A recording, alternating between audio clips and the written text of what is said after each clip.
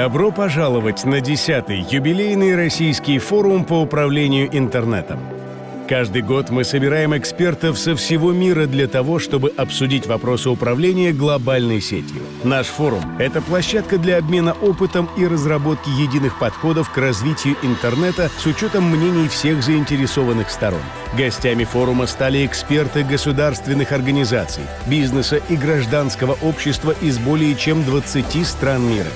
В этом году российский интернет и домен .ру отмечают свое 25-летие. Это повод оглянуться назад и вспомнить ключевые события из его истории, благодаря которым интернет стал таким, каким мы его знаем сегодня.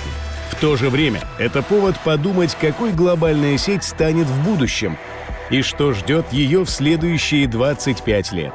На нашем форуме мы поговорим и о самых насущных вопросах развития интернета, таких как защита прав человека и международная информационная безопасность.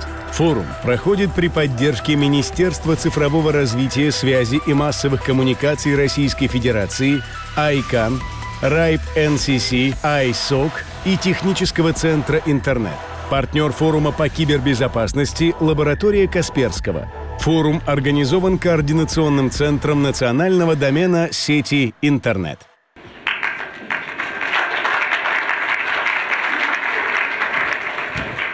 Доброе утро.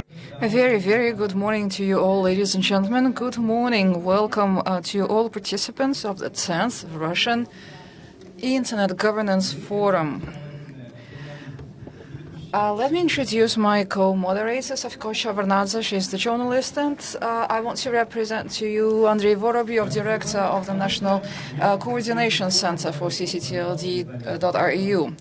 Every time we open the forum, I usually say that, well, it's already been a year. Actually, today, what I want to say is that it's already been 10 years. And in the very beginning, we talked about the importance of internationalization of the Internet. And on the 12th of May 2010, that was the day when the .rf, the Cyrillic domain, was delegated to Russia. We held our first Russian Internet Governance Forum.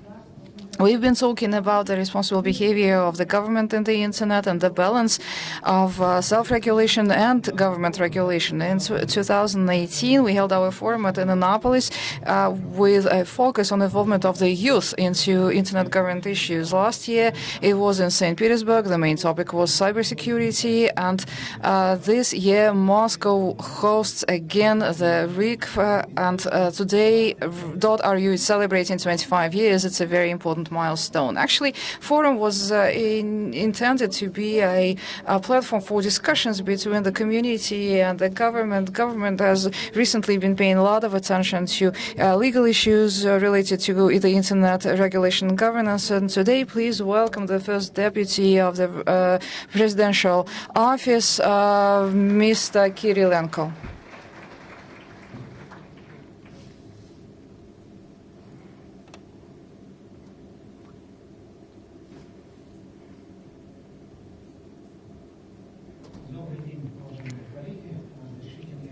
Good morning, colleagues. On behalf of the Russian President Vladimir Putin, allow me to read his address to the participants and organizers and guests of the 10th Russian Internet Governance Forum. Dear friends, I welcome you on the occasion of the opening of this forum. On the 7th of April 2004, the .RU domain was officially registered, and then 25 years ago, it was hard to imagine that very soon the Internet will dramatically change the world. Social networks, media, remote employment, e-commerce, government services, all of this and much more have become an integral part of the life of millions of people around the world. They are the true signs of our times. The Russian segment of the Internet has been developing successfully and dynamically. It is one of the Russian competitive advantages.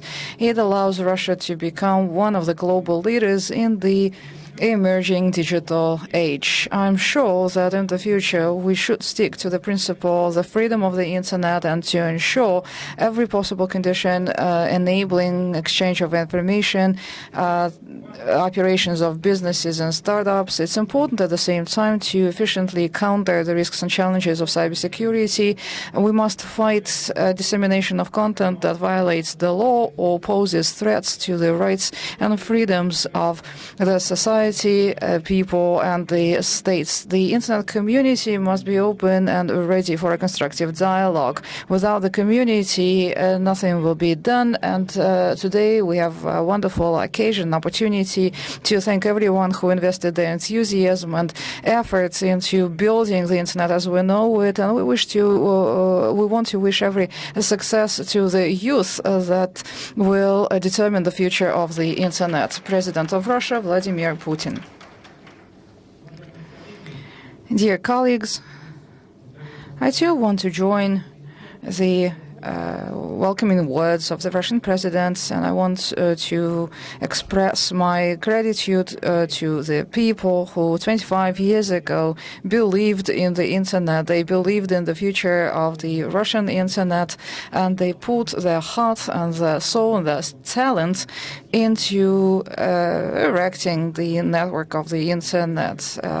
It was the mathematicians and the physicists who stood behind the Russian internet, and the mathematical unit of the Russian Academy of Sciences and the Kurchatov Institute were the cradle of the Russian internet. Alexei Zhishchenko and Evgeny Velikhov were the ones who pioneered this technology, and they provided the opportunities to the young, talented scientists to develop the Russian segment of the internet. At the very beginning, we believed that the internet will enable free exchange of scientific data, thus improving the productivity of joint scientific research of Russian teams and their foreign counterparts. But in 25 years, we've gone such a long way. It is amazing. Today, it's impossible to imagine our life without the internet. The internet has changed already the life of every single person living in the country. And again, let us together celebrate the people who started this work 25 years ago, and people who, as we speak today, invest their, again, hearts, their talents, their finances also into creating and promoting new startups, into creating and promoting the Russian internet's competitiveness. It is also important to know that the Russian segment of the internet is a part of the international internet community. So today I too welcome our foreign guests, our international colleagues and friends who've come here to the Russian forum. The Russian forum is part of the international forum under the aegis of the United Nations organization. It is a matter of principle. As the president pointed out in his welcoming address, it's inconceivable to think of the Russian internet alienated from the global internet community, and in order to ensure the stability of the global internet, we have to work together. We are proud to say that in Russia today, big internet companies are totally competitive. They are our national pride. And in Russia, we have a very competitive search engine. We have competitive social media. We have our own unique companies offering services in cybersecurity, and the management of those companies is sitting here in this hall today. The important thing is that the development of those companies has always happened in a competitive environment. We have never closed down or up the Russian market. We've never created some preferential terms and conditions for the Russian companies. So the success of those corporations are not the product of some greenhouse cultivation. They are the product of the efforts of the teams of the management who were developing those companies over the years. I know that today you will be talking a lot about the potential future trajectory of the Internet's development. What's the responsibility of the business? What's the responsibility of the government in the process? Unfortunately, my business schedule will not allow me to stay here for the discussion, but to sum up this welcoming speech, I just wanted to emphasize once again that we believe in the competitiveness and openness of the Internet, and we must preserve the competitiveness and the openness. The Internet, the RUNET, has made such a tremendous journey in those 25 years, and again, it is the result, I mean, today's success is the result of the competitiveness and of the openness. We must stick to this approach, and this is how things should stay. It's impossible to create monopolies, either of single states or groups of states in the Internet. The Internet must continue to develop under the aegis of the United Nations as the product of the international community. We have always been open and will stay open for all global Internet companies. Our market is open. We've never had any barriers on the market, and we do not intend to create any. The important thing is that all foreign companies that come to the Russian market must commit to not breach the rules of competition and not to abuse their monopolistic position, perhaps, or some of their advantages in order to limit the competitiveness of the Russian companies. Should this happen, we will have to come to the defense of the Russian companies, and I do not want to go into this matter right now. The important thing is the principle to which we adhere. We welcome open involvement of foreign companies in the development of the Russian market, but subject to their commitment to not abuse their monopolistic position and subject to their willingness to open up to the competition from the Russian companies. We've been also talking about the exterritorial feature of an international internet corporation. Well, I think actually this does not apply. What I mean to say is that whenever a foreign company comes to a new international market, this foreign company must respect the local customs and traditions, as well as obviously it must comply with the local regulation and legislation and to pay taxes where the profits are made. And the same principle of openness and competitiveness as well applies to the Russian big companies. I have already said that we are really proud of the national champions that are totally competitive in the international market, and we hope and we will structure our national policy in such a way so that our national champions do not use their competitive position to suffocate the development of smaller companies, because internet has always been developing through startups, and it's important that the younger generations join this community and that the eyes of this younger generation shine as brightly as did the eyes of the original founders of the internet and of the Russian segment of the internet 25 years ago.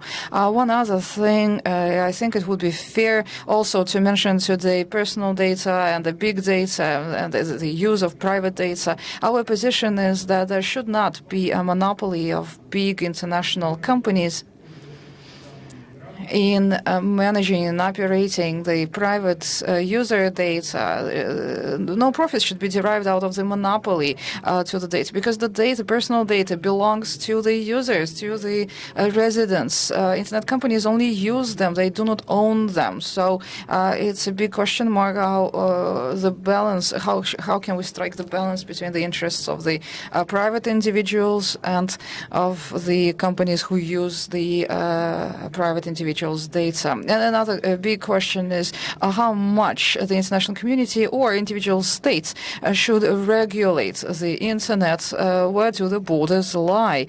Well, our position is that we all know that the internet is today less an online phenomenon. It's becoming an offline phenomenon even, and this is the right thing. I mean, the internet has already changed the lives of many people to the better. The internet first emerged maybe more as a product for information sharing and entertainment even, but today about 4% of the national GDP in Russia is already attributable to the internet.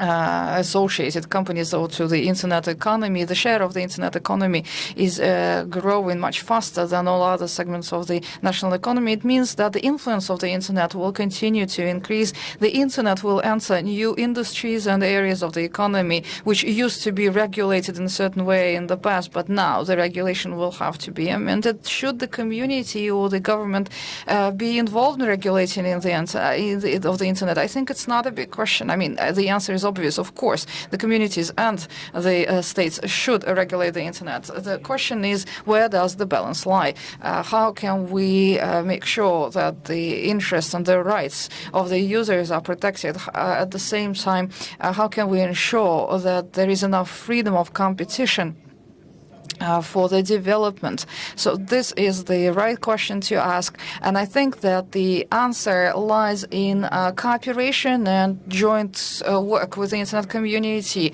and the answer is self-regulation, perhaps. You know that big Russian companies recently signed an anti-piracy memorandum, which is an excellent example of this self-regulation practice. We believe that the internet community is a key partner, both for the state and for the international community as represented by the United Nations organization. The internet community helps us settle on objective and fair rules of the game that will ensure dynamic development of the internet. We believe that the impact that the internet is going to make on our lives in the future will accelerate and will become even more intensive. I want to thank the organizers of this forum, and I hope very much that as we proceed through the day and we hold various discussions, maybe we'll be able to make a new step towards approaching an understanding of how we should proceed in the future. Thank you very much, and I wish you every success and congratulations.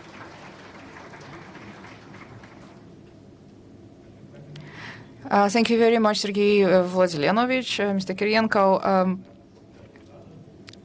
This is a good start to the day, I believe, and now it's a great pleasure for me to invite here a friend of ours, someone who used to work for the Registry of Serbia, and later he went on to work at the Association of the European top-level domains, but now this gentleman is the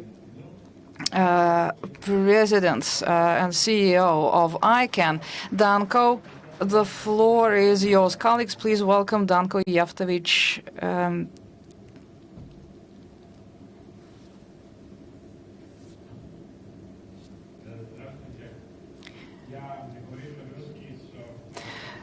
Good morning. I don't speak Russian. As Andrei has said, I'm coming from ICANN, the global organization that does the technical coordination of Internet and is a steward of Internet identifiers, primarily domain names and IP addresses. So I would like first to thank the host for inviting ICANN to this anniversary, dedicated to the 25th year of the Russian.ru domain name, and also to the 10th RIGF. We are delighted to be here, both for the anniversary and for the annual Internet Governance Forum. Coordination Center for National Domains in Russia has been the major engagement partner for ICANN in Russia. In fact, we are the partners also where this hotel for the third regional Eastern European DNS Forum that happened in November last year. So I would like to extend ICANN's appreciation and the gratitude to Mr. Ander Vorbayev, Director of the Coordination Center of the .ru and .rf for this great cooperation. Coordination Center has been running a very successful registry. .ru, with over 5 million registration, is the fifth largest CCTLD country code top-level domain name registry in the world, and also very successfully .rf in Cyrillic, that is also my home script. I'm coming from Serbia, with almost 800,000 registrations, is the world's biggest country called CLD in IDN, International Domain Name. This is very important for bringing the internet to the next billions of users and for enabling internet usage worldwide. So the technical and market or operational expertise of the Russian Coordination Center makes you a regional leader and very important global player that all CCs worldwide can learn from. So we encourage you to share this expertise throughout the region and also with the whole global ICANN community even more actively than now. So on behalf of the ICANN, and on behalf of the ICANN's president and CEO, Mr. Jovan Kurbalia, I would like to extend this congratulations to you, Andrei, and on this occasion, and present you with this plaquette.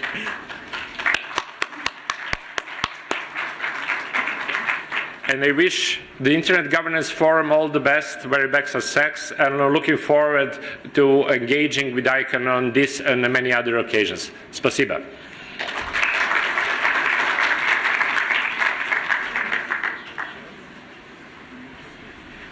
Спасибо большое.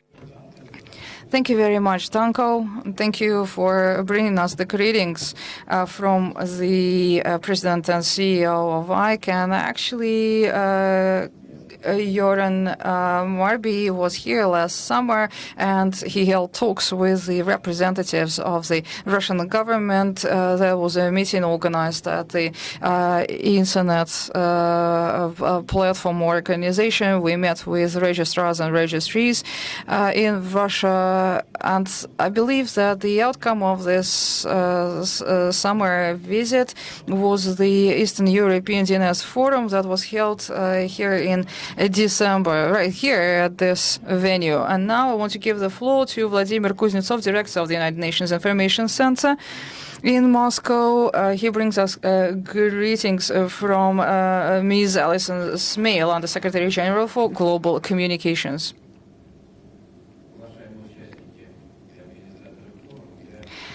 Dear participants and organizers of the forum, I will be reading this address in Russian. I have the English version as well, but Alison Smale speaks Russian, and she approved the Russian version of it, so this is an authorized version of the greeting. It is a great honor for me to welcome you here at the 10th Russian Internet Governance Forum on behalf of the United Nations Department of Public Information and Global Communications.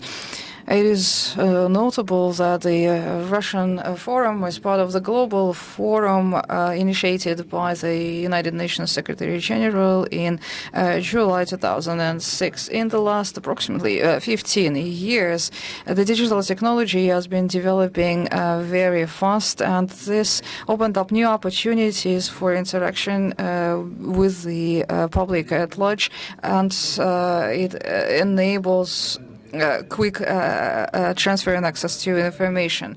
The internet is developing dynamically. However, we now have to address new challenges related to data preservation and artificial intelligence. Internet is often used for censorship, control, repressions, even terrorism. Even one look at the headlines every day shows you how the internet is often abused and nurtures mutual hatred between people.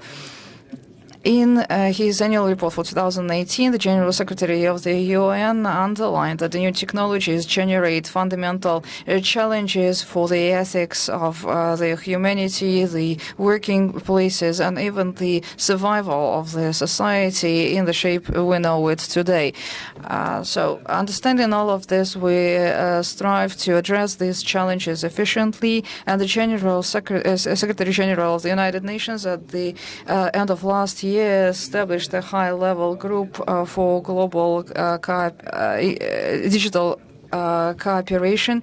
This high-level group will a high-level panel on digital cooperation will promote understanding through the use of digital technologies. Its first report will be published this year, and today's forum will enrich the global discussion, and it will help us identify practical and efficient solutions. RUNET is an integral part of the international network. RUNET brings its own expertise to the global community. As you are discussing current trends and challenges of the Internet, allow me to share with you a couple of thoughts that you might find useful in identifying the ways to reach a safe and efficient digital future. First, the United Nations is absolutely convinced that innovative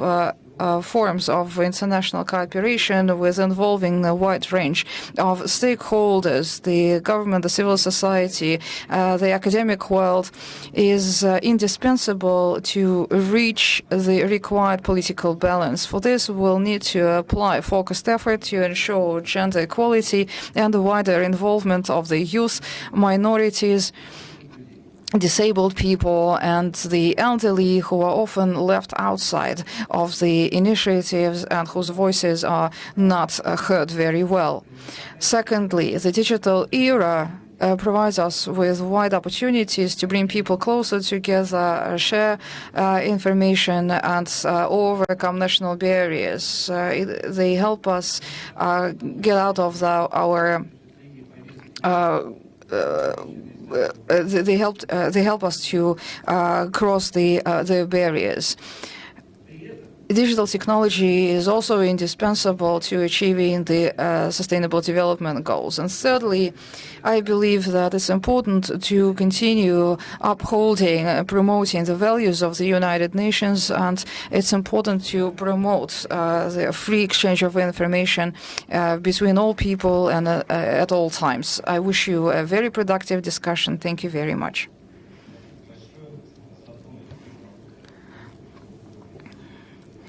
Thank you very much. You've mentioned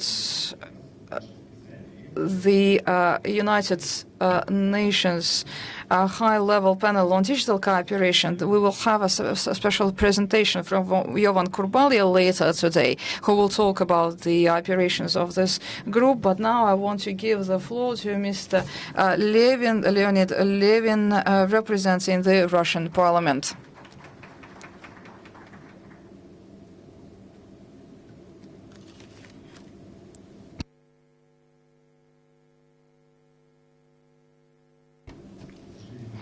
Dear friends, esteemed colleagues, I welcome you at this 10th Russian Internet Governance Forum. This is a jubilee year on behalf of the Parliament and its Committee on Digital Technologies and Communications. I congratulate you on this important milestone. We look back today at the long path that we have walked since 1994. All the changes that the Internet technologies brought to our lives. Today, our cities are managed by neural networks and artificial intelligence. Government offices and agencies offer their services in electronic form. Industrial companies, service providers, healthcare organizations, education facilities use cloud platforms and digital solutions in their work in order to meet the requirements of the society and the requirements of the times. Millions of users today have access to the Internet. Broadband connections emerged between continents, and the Internet has come to be a single system that cannot be split into autonomous parts. Today, the leaders of this industry are transnational companies. Their strategy provides for operation in many different markets and in many different consumer segments, but the Internet we know today is the result of the joint work between countries promoting its development. The network is becoming more globalized. It brings together people of different ethnicities and nationalities. But this is a double-edged sword, because the other side of the medal is cyber incidents and threats. We know that in Iran there was an incident when the virus attacked its nuclear facilities. Recently in the UK, the healthcare system was stalled by a virus. Transportation systems are being attacked in Venezuela and in the Ukraine, and the scope of damages resulting from those attacks forces us to work on protecting the internet, which is the legacy of all humanity together. In the 20th century, we agreed on the peaceful status of the Arctic and the Antarctic, and we agreed on minimizing the threats of nuclear weapons. In the same fashion, today we must come together and agree on international governance of the internet. Legislation is already developing actively on national, supranational levels. The United Nations General Assembly in December last year approved a resolution on cybersecurity. In accordance with this resolution, the governments and states should comply with the United Nations Charter provisions and commit to not develop any malicious solutions for the internet. The biggest stakeholders today are often building sovereignty in the segments of the internet. This is explained by the wish to protect the national segment from malicious attacks. Russia is today working on its legislation. We want to build a resilient national system for traffic routing in order to make sure that should there will be some failures outside of Russia in the nodes of the internet, Russian users will be protected. The government is involved in regulation of the internet, and the international companies recognize the need for the governments to be involved. In New Zealand, recently, a terrorist attack took place, and we've seen that even the biggest of the internet corporations like Facebook could not prevent the dissemination of hate speech. And Mark Zuckerberg agreed following this incident that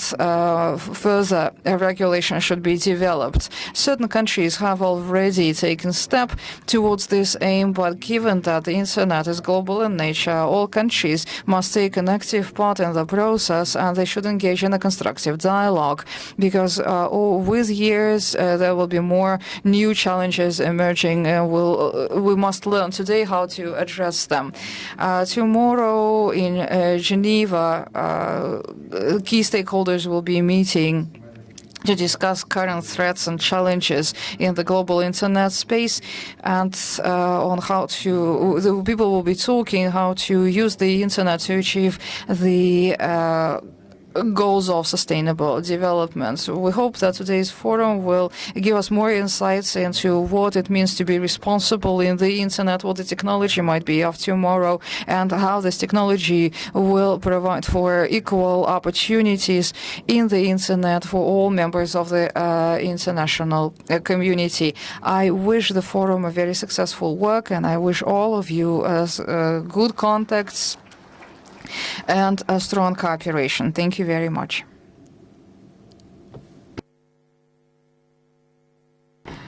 And we have exhausted the list of the official addresses. Now it means that we can give an opportunity for the first panel to take their seats on the stage. Sofiko, you will be moderating this discussion. Yes, indeed. I will be the moderator for the next session, and I would like to invite our esteemed speakers to the stage. Andrei Krutsky, Special Representative of the President of Russia for International Cooperation cooperation in information security. Chengitai Masango, Secretariat of the United Nations Forum for the Internet's governance, Leonid Levin, the Russian Parliament, Thomas Schneider, Ministry of Telecom, Switzerland, Boris Dobrodev, General Director of Mail.ru Group, and Yelena Bunina, General Director of Yandex Russia. And we have the microphone on, right? Excellent. So we have seen very interesting, we have heard very interesting addresses, presentations. When I was invited to moderate this session, I started thinking about the internet, and I assessed the impact that the internet had on my life.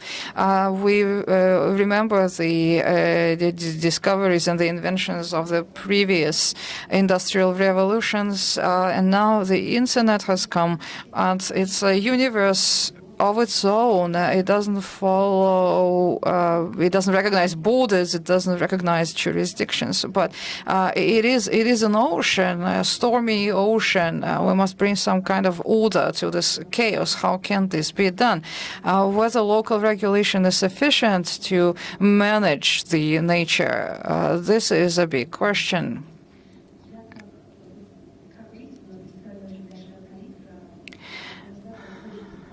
We have assembled here a panel of experts in different fields. I will start with you, Andrei, if you don't mind.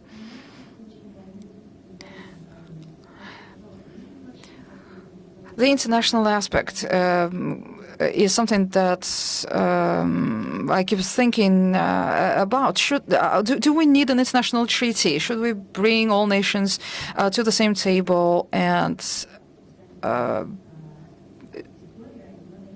design an international agreement binding on all parties? You may think me a conservative or even a radical. The internet, I believe, brought happiness to the humanity. It changed our lives to the better, but given what we know about the internet, the happiness may not last long. We might lose it very abruptly. The more there is internet in our lives, the more there are vulnerabilities. And all this progress, we can't even imagine our life today without the big data, the Internet of Things, e-healthcare, artificial intelligence. All of these achievements are taken hostage by one big political issue, and we need to resolve it in order to ensure a smooth operation of the internet. This issue I'm talking about is the absence of an international treaty governing the internet. If we refer to statistics, there are damages over roughly $2 trillion from the abuse of internet and ICTs. There is data also that 130 states, one way or another, have already tested the means of cyber war. So I believe that cyber hygiene is very important. However, you cannot treat cancer just by washing your hands. We need to take some more forceful steps.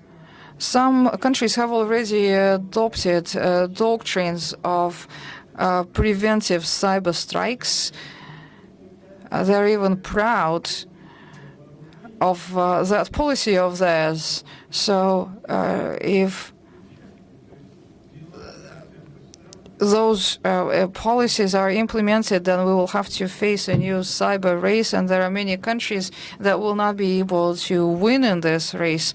Maybe there is only the United States, Russia, China, several other countries, but not all of them who will be able to somehow fight in this race, to compete in this race. So I believe that the only alternative that we have is to agree upon the rules of behavior of the internet. Of course, such a treaty should be rather compact, and the rules must be concise and simple to understand. But what concerns me is that the current international law is sub-adequate to governing the internet. There are no definitions, there are no rules, no provisions. There is not even an understanding of what cyber aggression is. And the worst thing is that we can't understand today whether a cyber attack can be perceived as a military attack. Since we have representatives of the United Nations in the room, there is something else I wanted to mention. I wonder whether there will be cyber attacks, not cyber aggression, but cyber attacks. I wonder whether it would fall within the jurisdiction of the Security Council or of the United Nations, whether those matters will be discussed at those platforms at all. During the last session of the General Assembly of the United Nations, Russia promoted a resolution, and 120 countries almost, the predominant majority voted for this resolution, and for the first time in human history, the resolution contains 13 regional principles and norms of behavior in the information space. We hope that if the principles are followed by a mechanism, and if the General Assembly now has a special panel to discuss matters of cyber security, well, if there is a special mechanism at the United Nations, we'll be able to draw the attention of the global community to those matters. 49 Western countries, together with the United States, voted for the resolution as well. We hope that this will enable us to arrive at a compromise, make these rules universal, and those principles will later develop into more profound provisions. But if I understand you correctly, it will take some time for these rules to take root and to be fully implemented. President Macron, President of France, spoke last year at one such forum. He said that he didn't like what the United States are doing, what China were doing, what Russia was doing. He said that France will be doing, will be developing its own policy, will be developing its own approach to this matter. So my concern is that whether today the world is capable of arriving at a universal solution, because right now it looks like we only have some local solutions. Well, the internet security is one of the most relevant issues on the agenda today. It's not for the first time that France is taking active steps towards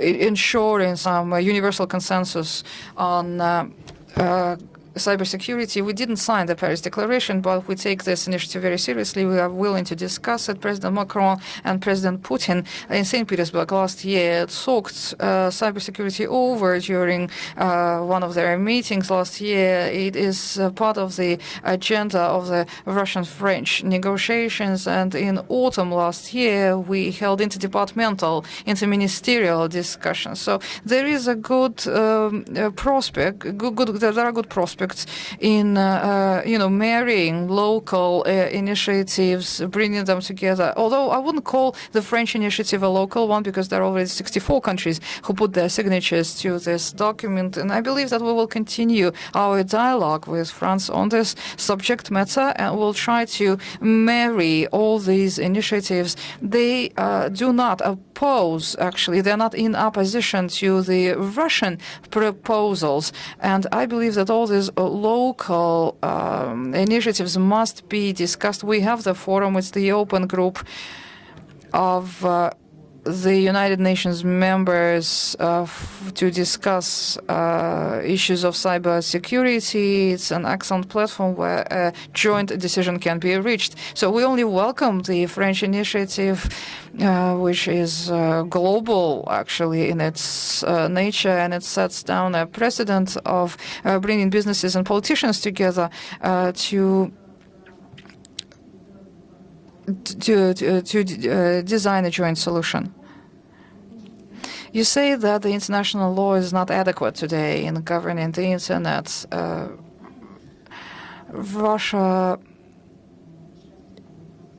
was accused in interfering with American elections, and I remember the interview of President Putin to Megyn Kelly, and for the whole hour she interviewed him on this particular matter. And I remember President Putin said that perhaps I would have brought these people to justice. I would have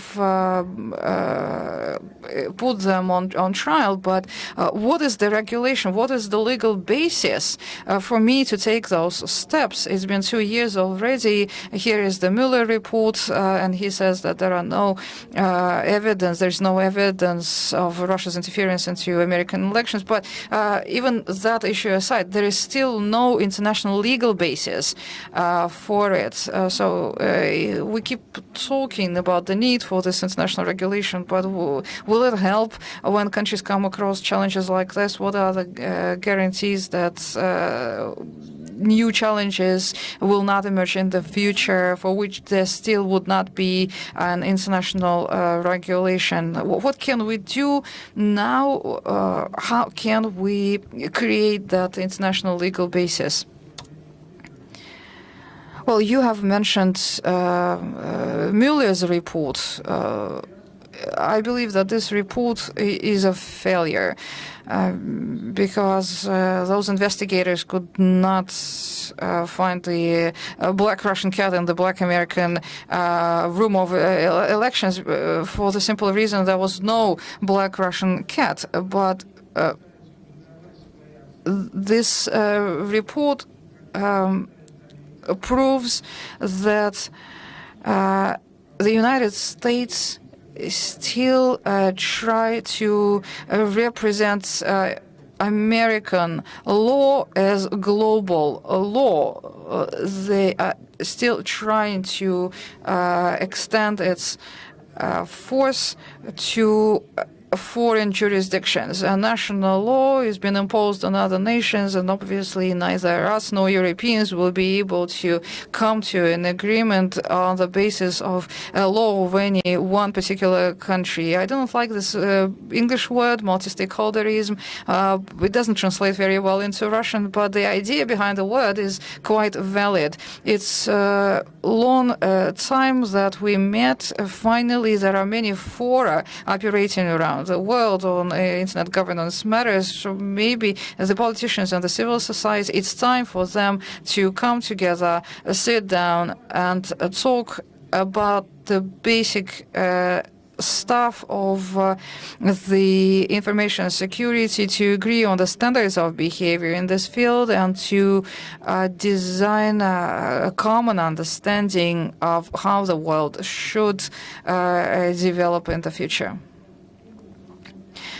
Mr. Kirienko, in his address, mentioned the use of private data by big corporations. A couple of years ago, there was a scandal. The National Security Agency was accused in collecting data of common Americans. I spoke at that time to Mr. Hayden, the head of the National Security Homeland Office agency. I asked him about this scandal. I did not receive any answer. It turns out that, yes, the government collects a lot of data, but this data is not processed efficiently enough. You cannot, it's such a big stack of hay, that you can't find a needle, one single needle of one potential terrorist among this data. You can't prevent a terrorist attack during the Boston Marathon. You can't prevent anything. So, I mean, you can collect the data, but today the mechanisms of processing the data are still not very effective. All these hashtags and challenges when you're taking your pictures and everything, it's the happy hostage syndrome. All this data can be collected and the file can be built on you. So the storage of our personal data, does it pose any threats for us, the Russians, or the volume of this data is so huge and we can't do anything about it?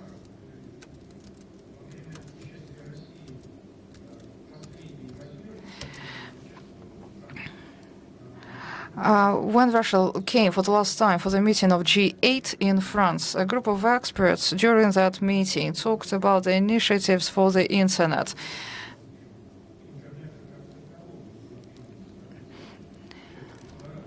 A part of the Deauville Declaration was dedicated to Internet regulation, and the French at that time proposed an interesting idea about data storage, and this is when perhaps we first came across the notion of the right to be forgotten. Every person should have the right to manage and to dispose of the data pertaining to this person that is stored somewhere online. So out of the G8, 7 countries were in favor of the right to be forgotten. Only the United States were against, just like they were against many other innovations. I believe that this data obviously is analyzed by robots, not humans. So, and I think that modern algorithms are quite capable of processing huge volumes of data. But I will say perhaps a trivial thing. In absence of the personal consent, in violation of the national regulation and sovereignty, the collection of data and storage of data and the use of such data is unacceptable. It's not a problem of the Russians, it's a problem for all countries of the world. So once again, you bring up a question on which there is today no international consensus and for which we need to have some international rules. Thank you. Thomas, now I want to turn to you, if you don't mind. The right to be forgotten has already been mentioned. I just wanted to ask you about the internet regulation. I remember reading the article that Mark Zuckerberg posted in the Washington Post, if I'm not mistaken. He speaks about the freedom of speech and about the involvement of the state in regulating the internet. But every country has its own understanding of the freedom of speech and its limits. So it's not really about regulating the internet. It's about regulating the culture. So the general rules of internet governance or regulation, how do they meet with the cultural codes, with the cultures, national cultures? Good morning to everyone. Of course, whenever human beings are doing something that is based in a context, is taking place in an environment, but there are, and I would tend to disagree to some extent with Mr. Krucsi, there are some rules that are already there for the internet. They may be more or less binding. We have the Universal Declaration on Human Rights of the United Nations. There are a number of other frameworks, conventions, non-binding agreements in the area of trade, in the area of security, that basically apply to everything that we do, whether it's online or offline. But of course, he's right by saying that in some cases we need to apply these things to the internet, and there's not necessarily an agreement on how exactly to apply existing rules on the internet. Russia is also part of the Council of Europe with 46 other member states, so there is a common framework on different levels on which we can build and on which we can work together. And it's also not everything needs to be new. Until very recently, the most used convention on data protection was a Council of Europe convention on processing of data from 1982.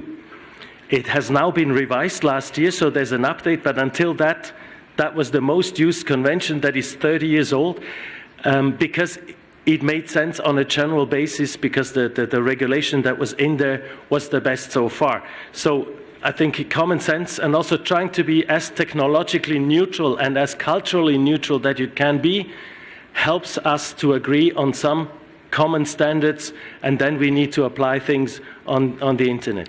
Я понимаю, но, собственно, вопрос ровно в этом. Как сделать? This I understand, but this is my question. How can we ensure that culture does not prevent us to regulate the internet? Where does the border lie between the culture and the regulation? We will start regulating the internet, but how can we prevent that this internet regulation begins to regulate the culture as well, dictate certain rules to the culture? Well, we are already regulating the internet. We have done so since the beginning through technical standards that have an impact. When ICANN only allowed ASCII script, so only English letters to be used, that has already an impact on our cultures. Fortunately now, as we've heard, we have Cyrillic letters that we can use, we have Arabic letters, so things are developing. But the most important is, in the end, and this is of course what I say is based on my background, the closer you take decisions to the people, the more actually you respect and reflect culture. In my political culture, we try to decide things locally as to the extent that we can. You don't need to regulate everything in your capital or in the UN. There are many things that you can let people decide for themselves.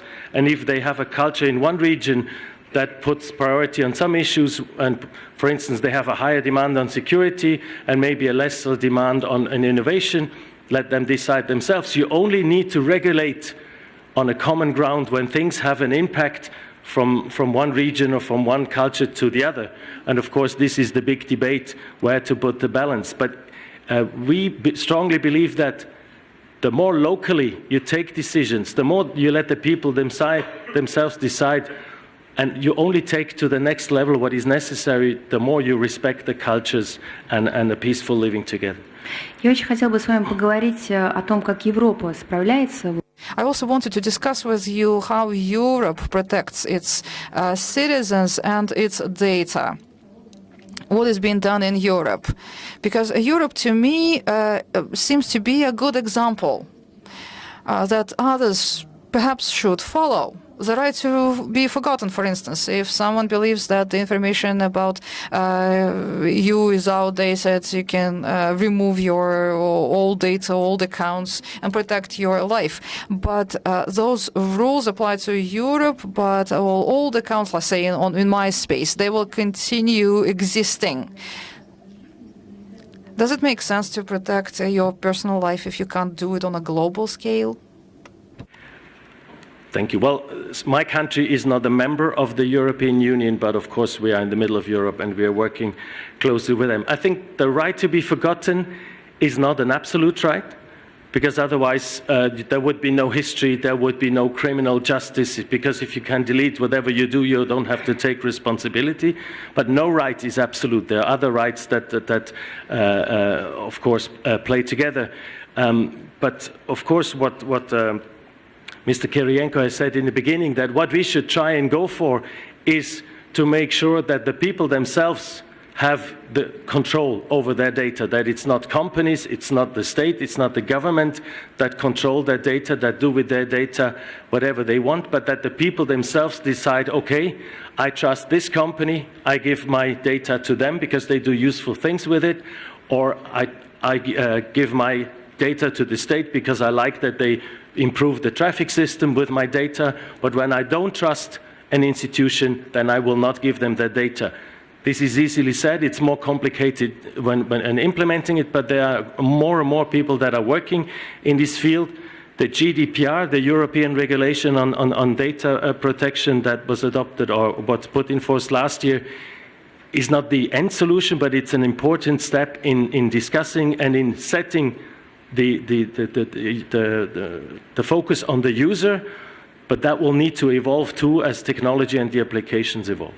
Вы упомянули Совет Европы.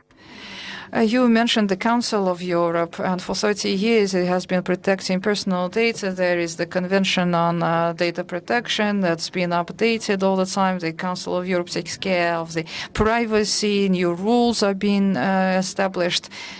Can Europe serve as an example, I mean, for other nations, like the United States, for instance, where, say, the United States comes to its internet giants like Facebook or Google and says, we will do what the Europeans are doing. We will adopt the same rules. Or do you think it's not possible? Thank you. Well, normally no solution, whether it's from Europe or from the US or from Russia or China, fits one-to-one to another area, to another culture. But it's interesting that we hear Mark Zuckerberg from Facebook saying things like we need something like the European data regulation also in the US, because that is new. Not so long ago, there was a different approach. But that shows that if their customers, their people are not happy with what happens to them, then normally a company reacts because they need to earn the trust of their customers, otherwise they will try to go elsewhere. And it's similar to some extent with the state, with the government, with parties. If people have the choice, they will vote and support politicians that they trust. So trust is an important element. And the more we create incentives that people can have a voice, that customers can have a voice, can articulate their rights and their needs, then companies and governments will have to earn the trust and they will behave in a way that the people want. Вот совсем коротко, как вы считаете, кому принадлежат данные? Who do you think owns the data? Who does it belong to? To the users, to the state? You mean now or as it should be? Now. Yes. Now it depends. Now it's, if you sign up to Facebook, you tell them that you're fine, that your picture belongs to them. Whether this is lawful in Europe, for instance, is another debate. But I think the discussion, this is a process. We are dealing with new technologies, with new experience. Technology per se is neutral, so you can do good things and bad things. That has always been with anything that was invented. I think we are on the right way. First, we need to discuss, people need to understand, and then we need to find better solutions that we have now. And I think in the area of privacy, it seems that people are waking up, trying to sit together in fora like this, and we go in the right direction. Спасибо большое, Том. Спасибо. Leonid, Thank you very much. Thank you, Thomas. Leonid, my next question is to you. We have in this room people representing big businesses, international organizations, the governments. I do not see users here. Of course, everyone, all of us, we are users, so we can also wear this hat, and this is something that I will do right now. I will put this hat of a user on me, and I will ask you the following question. As far as I understand, the internet is not something that you can switch on or switch off. Why is Russia so concerned that we will be disconnected from the internet? Thank you, Sofiko, for the question. Yes, technically, I don't think that Russia can be disconnected from the global internet, but I have already mentioned today the numbers, the impact that the hacker attacks and other attacks have on the economies, on the infrastructures, on the operations of the big enterprises. I mean, it is a matter of concern. And in this respect, the stability of the network in Russia are of crucial importance for us. We have all infrastructure to ensure the stability. We have our own search engines. We have our mails and other software that are capable of running non-stop in an uninterrupted fashion. But should some internal impact affect us, we must let Russian residents to continue using the internet, both government services and private services, in an uninterrupted fashion. And secondly, several years ago, there was something that we all perceived to be a fiction. Today has become a reality, and I'm talking about sanctions. Who could have imagined that Visa and MasterCard would not be accepted in the Crimea? Because in accordance with the laws where those corporations are registered, the companies are prohibited from operating in that geography. But the events of recent years made our country to focus on new solutions, replacing the other alternatives like MIR. We now have MIR, the payment system, or GLONASS, another aspect of the national security. It doesn't mean that we are trying to build a closed and sovereign internet, which cannot be accessed from the outside. But what we are trying to create is a stable and a secure system.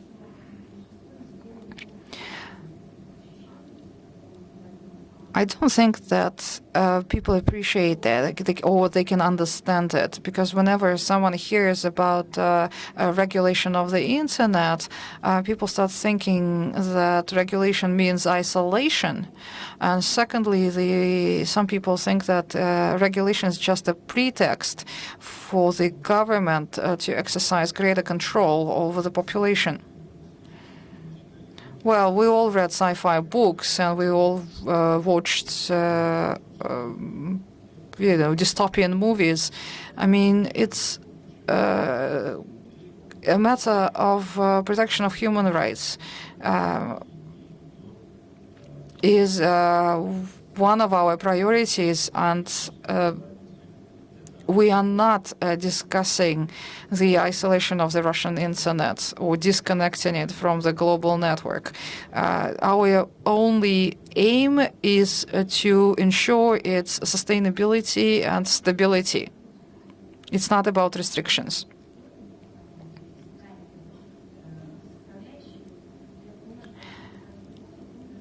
Well, I have my smartphone, and I Google for something, I buy something online, I make purchases online here in Russia, and yet say I'm buying from an international company that pays its taxes somewhere, say, in the United States. What about fiscal regulation? What about, is it possible to identify profits made in a particular geography and tax those profits there and not in the country of origin of those products or of the corporations? Well, it's not only possible, it is already being done. There are laws for the companies who make profits in Russia to pay taxes in Russia, even if they are registered outside of the country.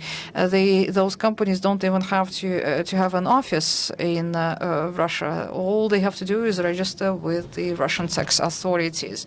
And this meets with understanding of the international companies.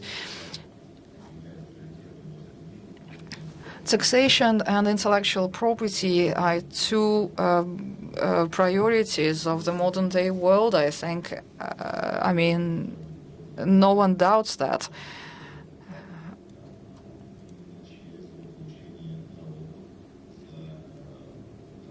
and the revenues of the Russian budgets that are generated by international companies in this way are growing year on year.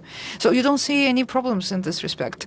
No, I mean, all those big companies, big names that have business in Russia, like Facebook and Google, they are registered in Russia as tax agents, and they are already paying taxes to the Russian budget.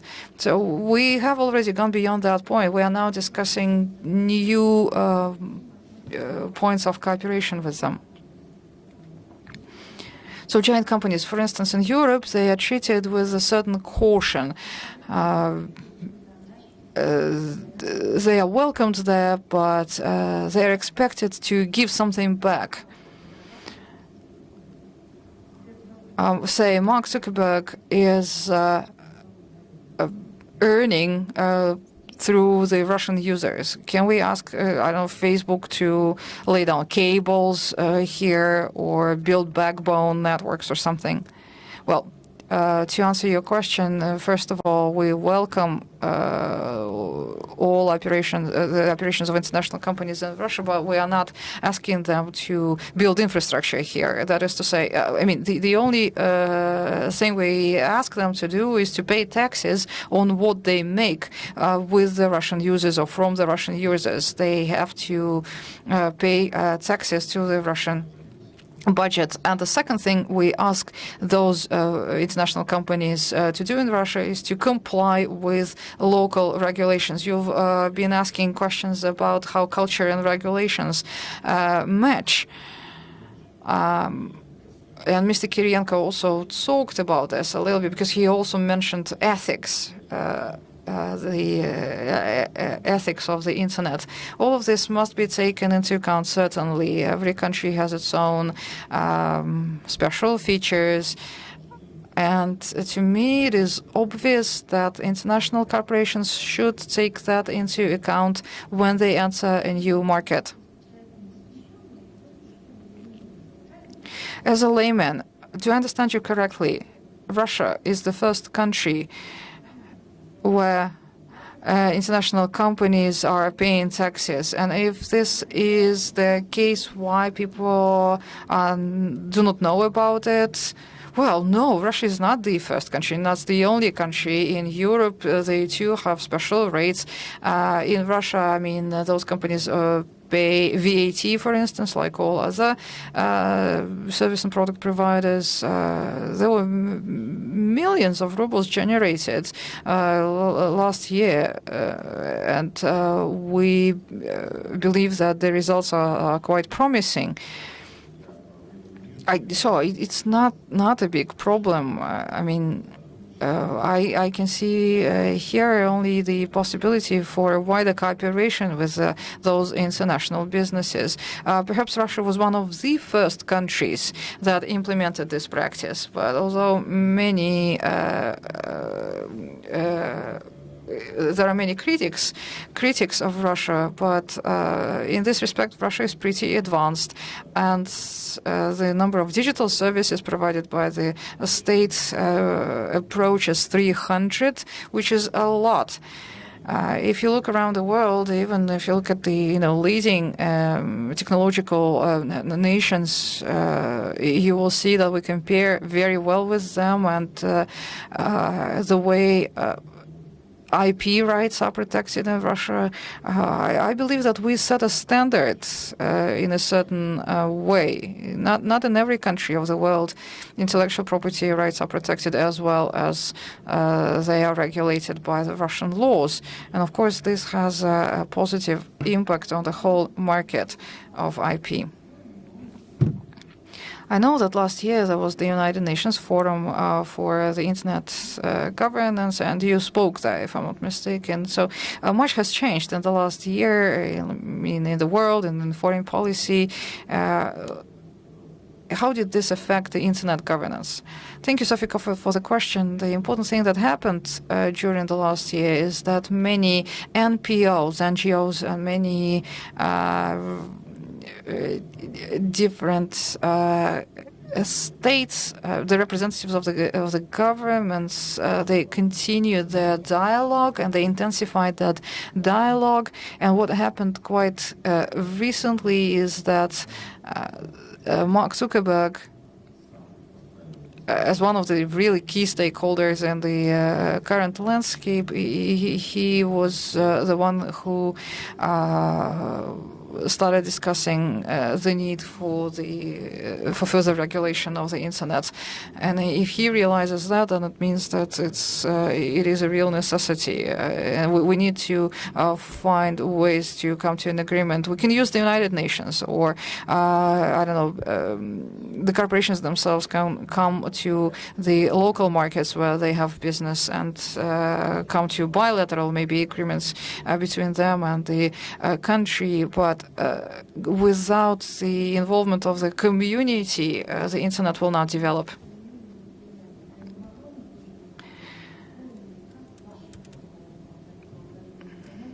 Mr. Masango, I have a question to you. Your Global Internet Governance Forum, how does it promote the development of the internet? What is your role?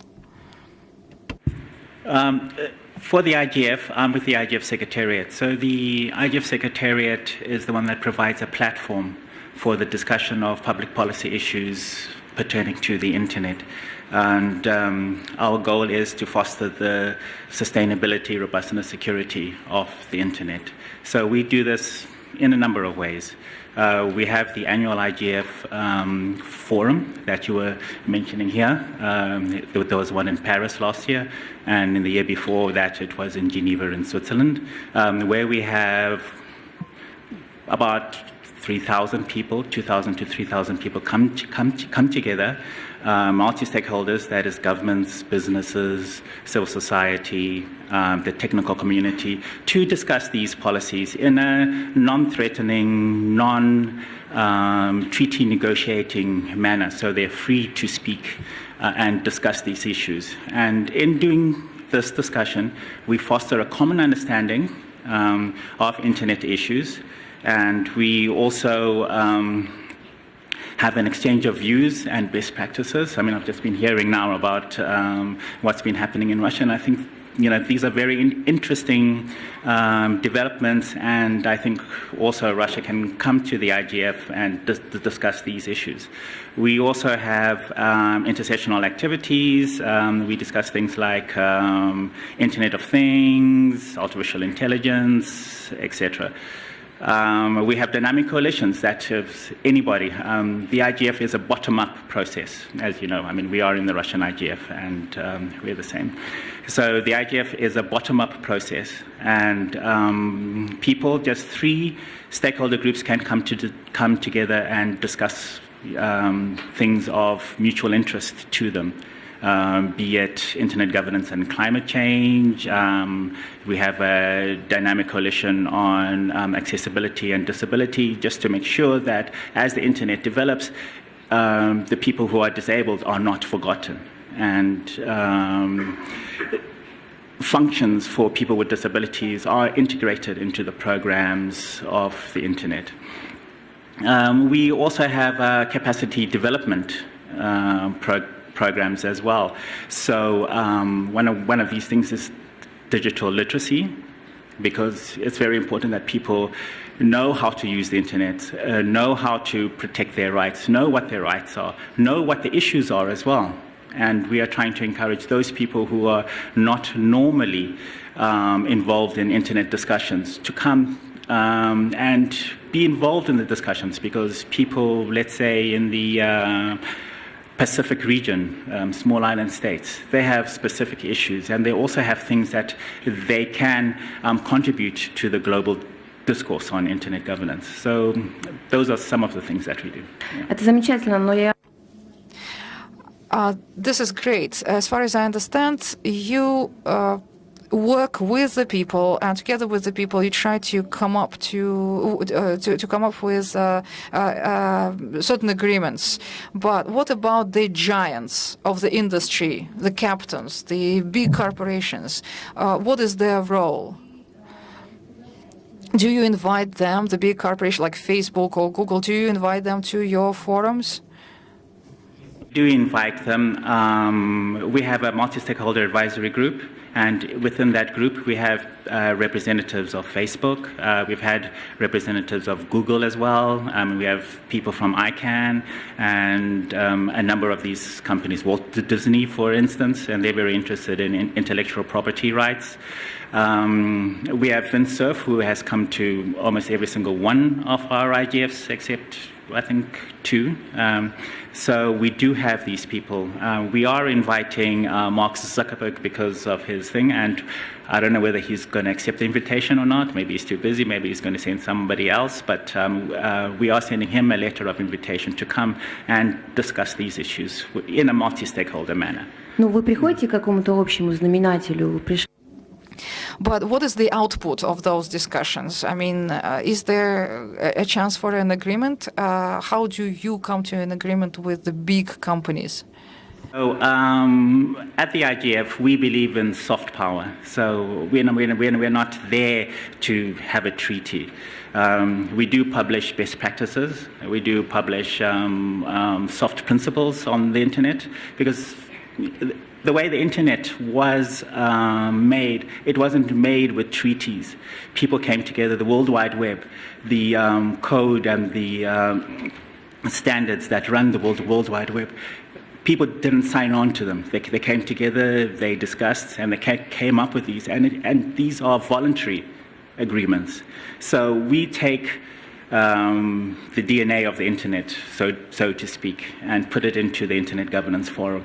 And we encourage people to go home to their home institutions and start implementing what they've learned at the IGF, because policy implementation is at the national level, and we work at the global level. So it's up to the national governments to implement these policies.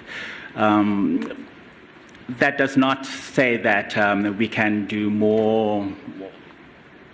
We are creeping towards more harder principles, so to speak. But treaties, we're not there yet. No. Ну, просто я вас сейчас спрашиваю даже как визионера. But because you work in this international organization, and you must be a visionary, you must look into the future. Internet is both physical and virtual, and the rules that we have today are lagging behind the progress of technology. The rules from the physical world cannot be transported easily onto the virtual environment. So from your perspective, what will be the future regulation, the international regulation of the internet? As has been said, there are basic principles, the Human Rights Charter, etc., that can be transposed onto the internet. I mean, the internet is not something that evolved by itself. It comes out of our common culture, and those rules can operate on the culture. Can operate in the internet. But yes, I mean, the internet is a global good. Everybody uses the internet, and one person from one country can access things from another country in a server. So we do have to come to some sort of mechanism that can deal with the fast-moving pace of the internet, the way things develop very, very quickly. Currently, as you said, yes, it takes, if it takes 3 months to come up with a regulation, it's too late. I mean, that thing's already gone on the internet. I mean, it's the next generation. So this is what we're working on. There is the high-level panel on digital cooperation, which is dealing with this issue as well, and we're going to hear a bit about that later on. But yes, we do have to come together. We do have to see how we can react fast to these internet issues. Not to say there aren't already some mechanisms. I mean, there are some mechanisms. Council of Europe has been mentioned here a lot. There's the Budapest Convention on cybercrime. There's certs as well, which are there. But we need something wider. We need something more encompassing that can deal directly with the threats challenges that will come up in the future of the internet. Спасибо большое, господин. Thank you very much, Mr. Masango. Boris, my question is to you. As a practitioner, what is or rather, what would be a comfortable government policy for you? Well, we would be happy without regulation, but we would be happy with having an environment, a medium that would be conducive to the industry's development.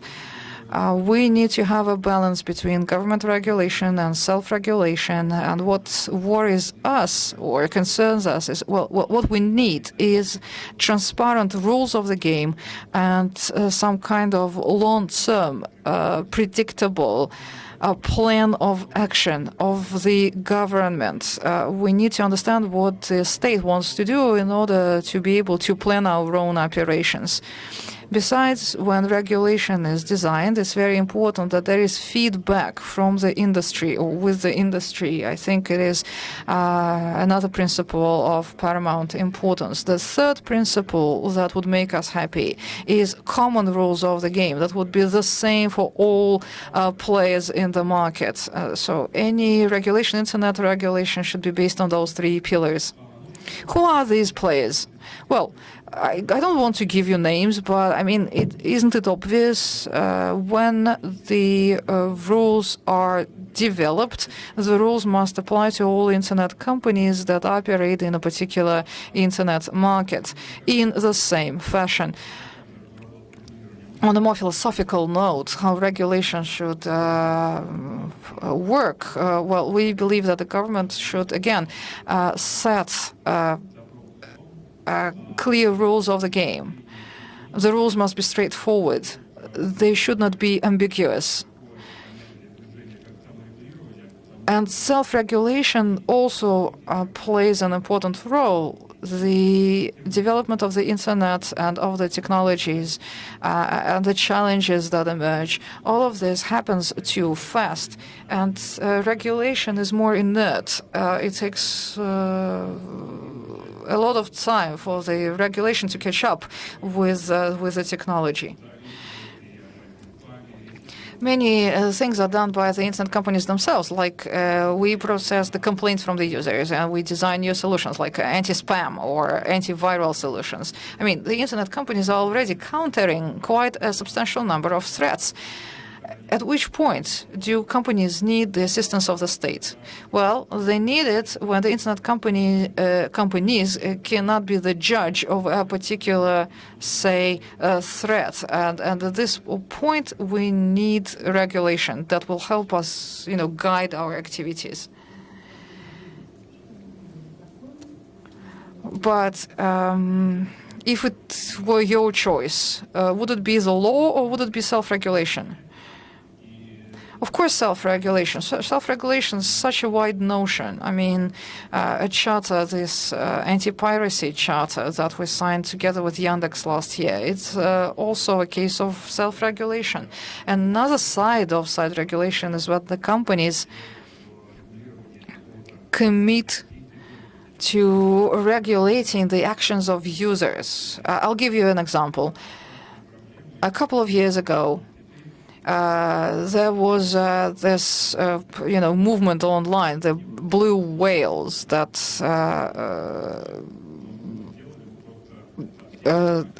drove teenagers to suicide.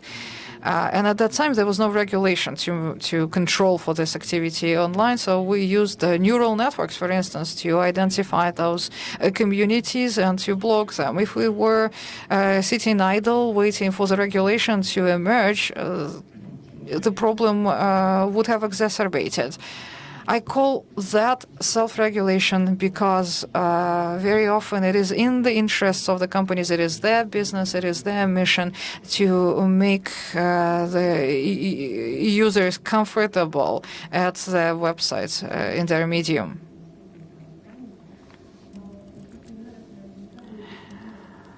You mentioned only one case, one threat. There will be more threats like this in the future. If it's not government control, what kind of control then should we need?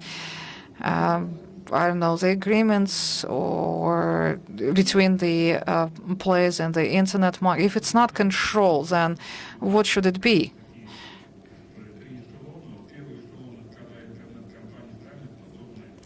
Well, I think that this question can be addressed at three levels. One of them is a certain level of challenges that the companies can address themselves. They can deal with those challenges themselves. The second level is when the whole industry must be involved to counter a certain challenge, like piracy, anti-piracy charter. The companies themselves agreed about the rules of the game to prevent unfair competitive advantages. And that's why we got together with Yandex and we agreed with them that we will even agree to removing some functions from our platforms. But if this stalls the perpetrators, if this prevents piracy, then it's in our interest. And at the third level, it's when there is a challenge that the whole industry cannot mitigate, or it is something that's outside of the competence of the internet companies themselves. This is when there will be a need for regulation. Mail.ru is the leader, the pioneer of the Russian market. For as long as I remember myself, I remember that we have always had Mail.ru. But how much space does Mail.ru, the giant, leave for SMBs? Facebook, Google, Mail.ru, you are kind of monopolies. There should be some kind of antitrust regulation imposed on you. Don't you agree? What can we do inside the country so that you or Yandex would not eclipse all the small players? Well, I disagree with your question. I believe that big companies such as Mail.ru and Yandex and Google and Facebook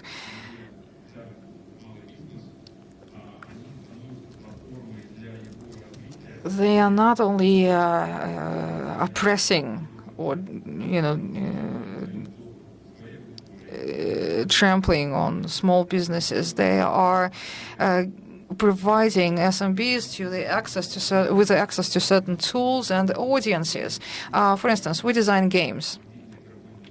The mobile game industry, without us, would not exist because we are the channel of communication with the users. And it is also a very cost-effective tool to promote your product.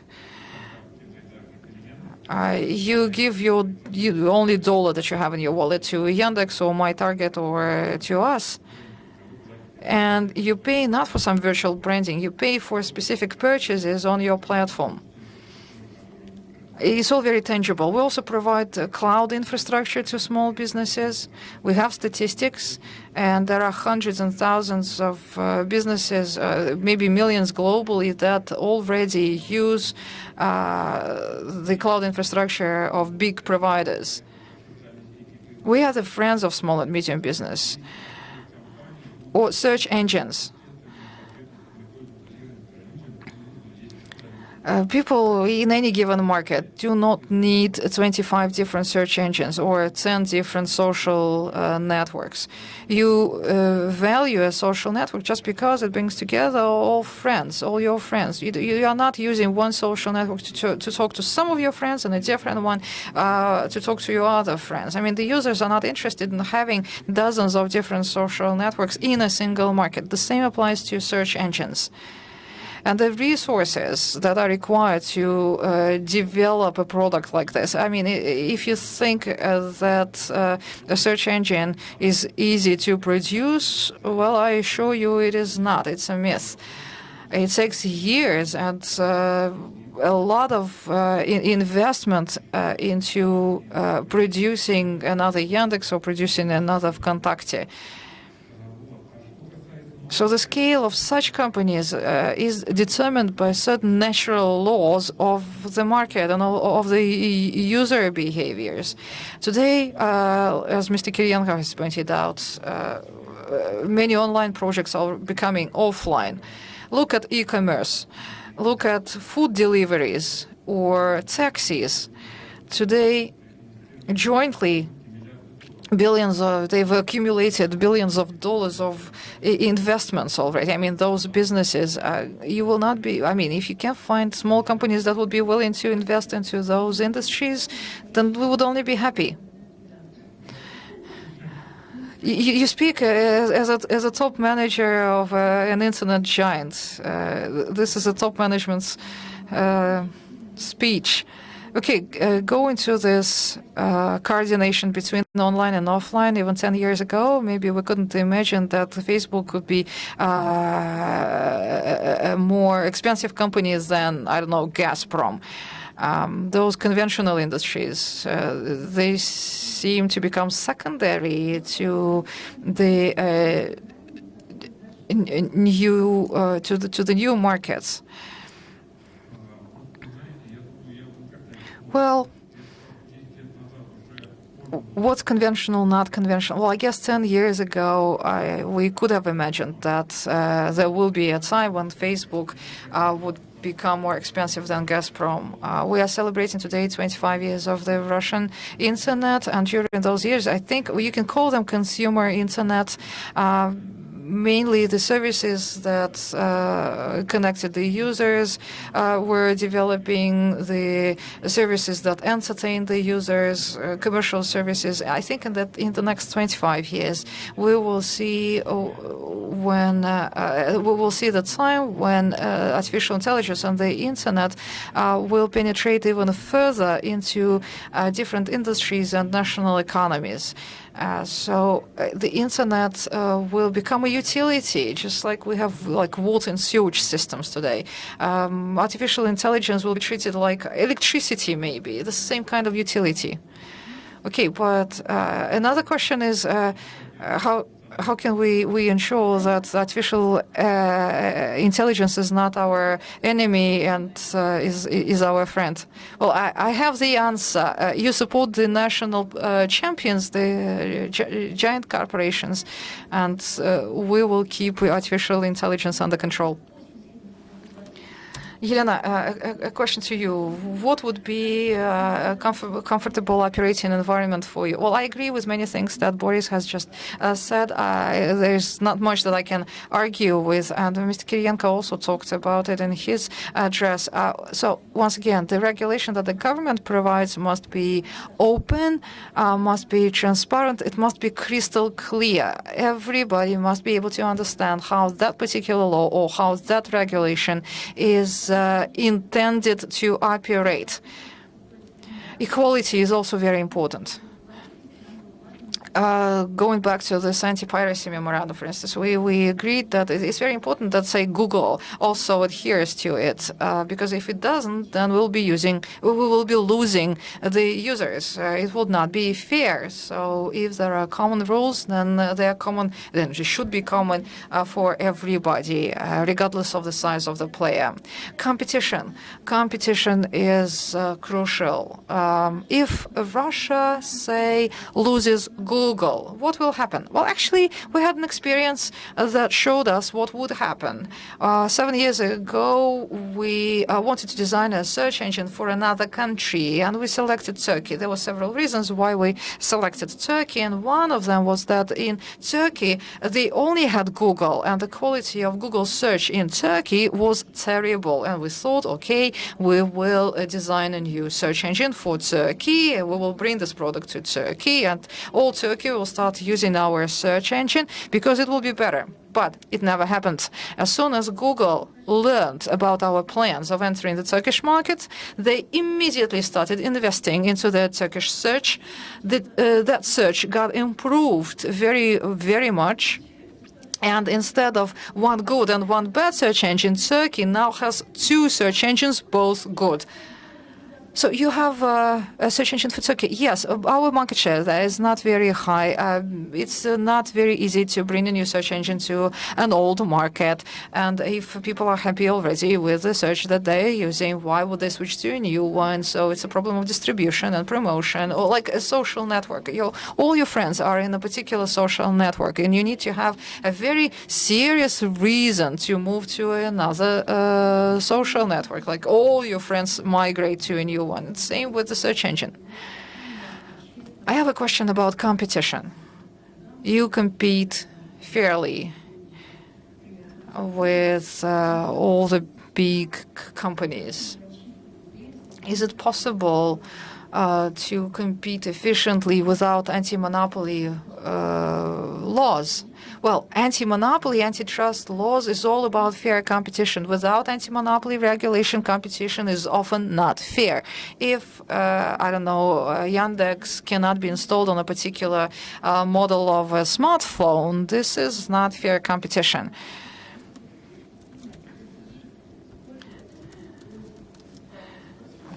So it's this kind of imbalance that we do not welcome. As soon as there is an equal ground, a fair playing field, competition becomes very successful. Even we competed even with Google when the market was skewed towards Google. It's just that we realized in those circumstances that we had to run 10 times faster than Google. It drove us. And every internet company is only as good as its people. They are our main competitive advantage. It means that to have that competitive edge, we need to have the most talented professionals. We need to find them, we need to nurture them. And I think that we succeed in doing that. We have the best people because we invest into education. In the last 12 years, we invested in excess of 1 billion rubles into education programs in order to support the industry, not to hire for our own needs, but to support the industry. We are now supporting schools and faculties at the colleges, higher education facilities. And it's not only Yandex that does that. Mail.ru also has a similar program. I mean, we all understand in the industry that if we have the money, then we must invest it into education. Besides, Russia has always been very proud with its mathematical school and the school, the mathematics, the mathematical legacy. Our designers, programmers win international competitions. I mean, it's something that we can't afford to lose it. In recent years, we also managed to bring back 123 people. I know this number. We did the counting some time ago. We brought back 123 people to Russia from other countries. So first, people go to the United States. They want to be employed by Facebook. They get this job. They work there for a while, and then they come back, and their value is incredible. It's one thing where the government can support us, actually. If they supported us in bringing back the specialists, it would be great. I've been listening carefully to what Boris is saying. It looks like the important thing for you, for the industry, is that the government does not interfere. Do you agree? Yes, I agree. And I agree with those three levels that Boris discussed here. On the first level, we ourselves will think about our own users, our own audience. Then on the second level, the whole industry deals with a certain issue. Say automated vehicles. Manless, pilotless vehicles. It's something that one company alone will not be able to not regulate, not manage. It's a field where we need to involve the government. But say anti-piracy law is something that the industry itself can agree upon. Okay, to go back to your business search engine, according to statistics, people stay on the first page of the search results, and they never, like in 90% of cases, people do not proceed to the second page or the third page with the search results. So maybe we should regulate not the internet but the search engines, because there is a possibility for abuse here in this practice. Well, no. There is no need to regulate the search engines. But to answer your question about this first page, when a query is made, the search engine will have to process millions of pages, and it's impossible to, conceive of an algorithm that will be ideologically driven and select only, certain results. We use neural networks that take into account the individual characteristics of the user. Of course, it all starts with the query itself, but we need to understand how much, what is the mesh between the query and the page. And now we can also individualize the output from the search. It's a mathematical system, it's quite complex, but it's based also on the information about the previous searches conducted by this user. A search engine is a strategic industry. I don't know, it's like aviation for the country. Do you think that search engines should be supported? Well, supported, yes, and but we are supported best through a policy of non-interference of the state. Supporting by not standing in the way, by not trying to interfere.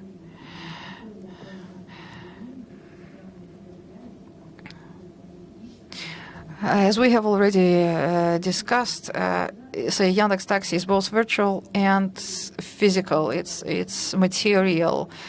Yandex Taxi is an aggregator service.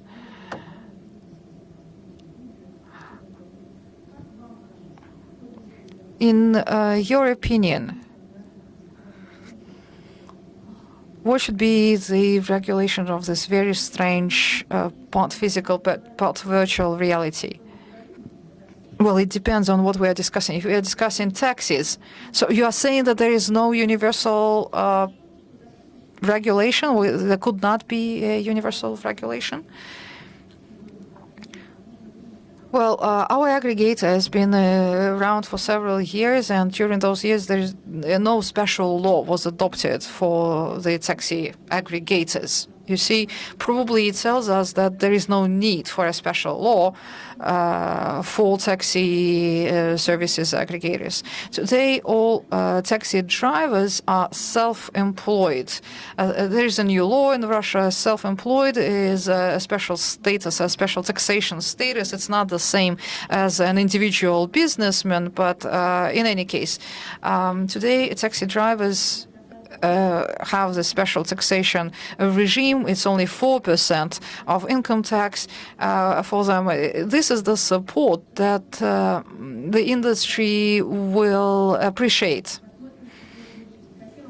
Thank you very much. Well, time will tell how things develop. Thank you very much for your great contribution to this discussion. We are done here with this panel, and we wish you a very successful day. Большое спасибо, Софико, большое спасибо участникам. Thank you very much, Sofiko. I want to thank all participants of the panel discussion. I have been monitoring the progress of the day here in mass media. There are already many publications, quotes already appearing in the newsreels and in the social media, which is absolutely wonderful. But please, we're not done yet. Please don't go away. Right now, what we are going to do is we will cancel a special stamp. We need Mr. Levin, you already here, Mr. Seslavinsky, head of the Federal Agency for Mass Communications and the Press, Mr. Shelikhov, deputy head of the Federal Agency for Communications, and Mr. Plutarenko, director of the Russian Association of Digital Communications. Could you please, gentlemen, take your seats at this table? And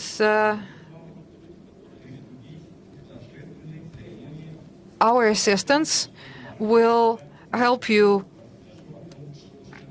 apply a postmark or a cancellation mark to a special stamp.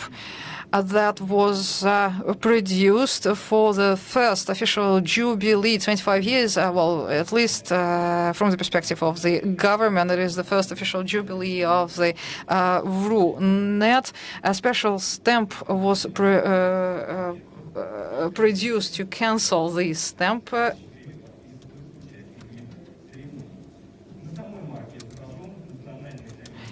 The post mark shows the .ru domain name. The artist is Sergei Kapranov. 135,000 copies were produced. The nominal value of the stamp is 32 rubles. So once again, we are celebrating 25 years of .ru.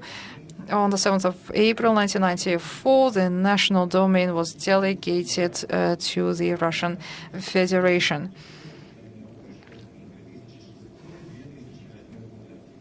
Between 2006 and 2008, .ru experienced a peak in the growth of the industry. We grew at a rate of 61% per annum. Today, .ru is one of the global leaders, and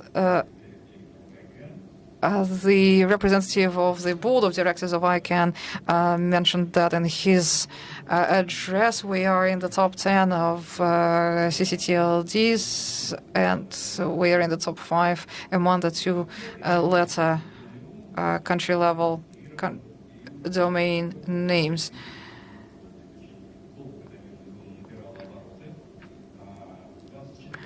On the 24th of June 2008, we registered, in 2007, we registered the first million of domains. In 2008, we've already had 1.5 million. In 2012, 4 million. In 2015, we've reached 5 million domain names registered, and we keep maintaining that level. The ceremony of canceling the stamp is over. So, Leonid, will you please take the floor?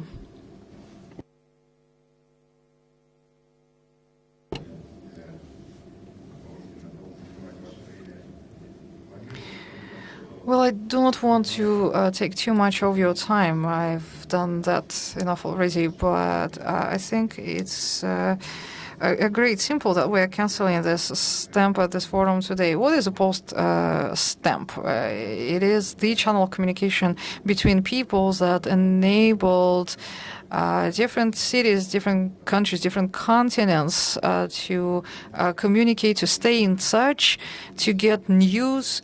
And it's to me, it's still an important historical symbol. Although today we dispose of new technology, which is faster maybe, but stamps are still around, the post is still around, and it's not a part of our, that is to say, still millions of users choose this means of communication to stay in touch, to stay in contact. Thank you.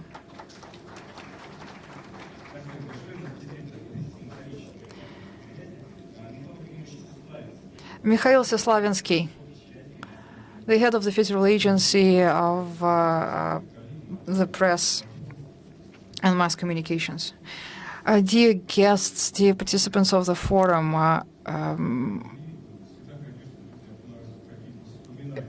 during whatever celebration, people tend to reminiscences. And I too remember when in the middle of 1990s, I was a delegate to the Russian parliament, and a commission was set up for telecommunications. And a training was organized for the parliamentarians. We were brought to a room which had several computers there, the 386s, and we were told that now we're going to show you what the internet is. Someone pressed a button, we got online, and this instructor, he told us that, okay, let's see what the internet knows about you. And there was 2 bits of news, actually, at that time, mid-1990s, about Mikhail Soslavsky. One was that I was elected to the parliament, and the second one that I voted against such and such bill. And it's been only 25 years, and look at the progress that we have made. The internet plays an important humanitarian role. The internet is no longer perceived as an evil, and today the internet is full of websites dedicated to culture and education and science, and it is a vital part of the internet with 1 million rich audience.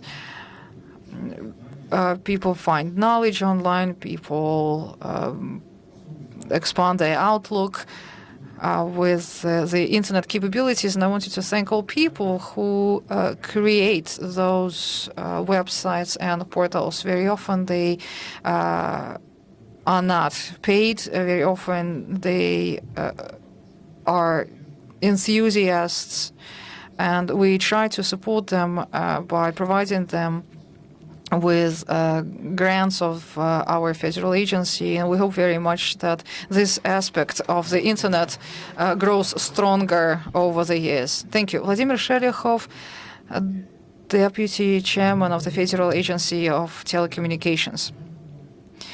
Good morning, colleagues, and congratulations. Today we are celebrating an important event, 25 years. For us, people of the post, of the stamps, 25 years is nothing.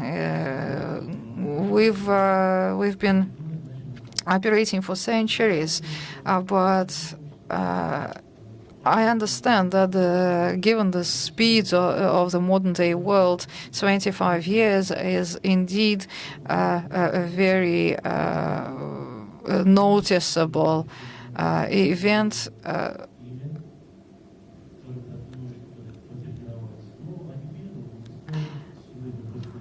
And today we are very happy to present to the world this stamp commemorating 25 years of the RUNET.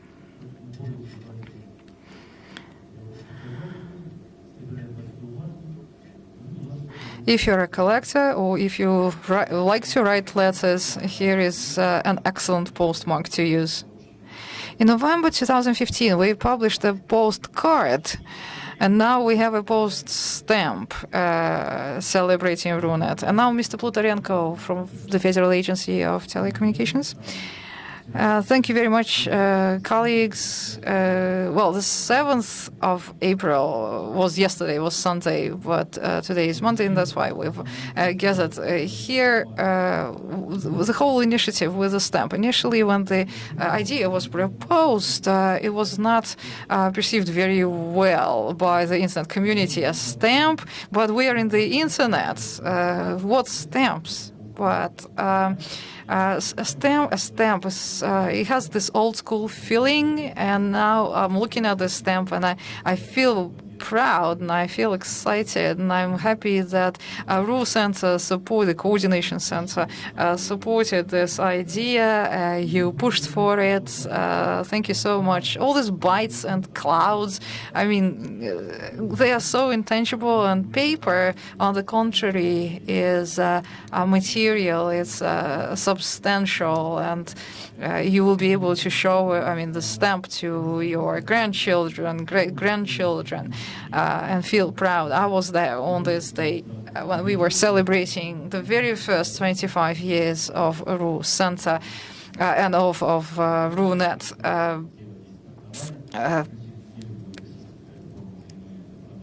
after in a week we will be going to the Russian Internet Forum. We'll continue our celebrations there. So I want to thank all people who made this all possible. I want to thank RIGF. I want to thank RACIT, the Institute of the Development of Internet, and the Coordination Center, and many other organizations and people on whose shoulders the Russian Internet is resting today.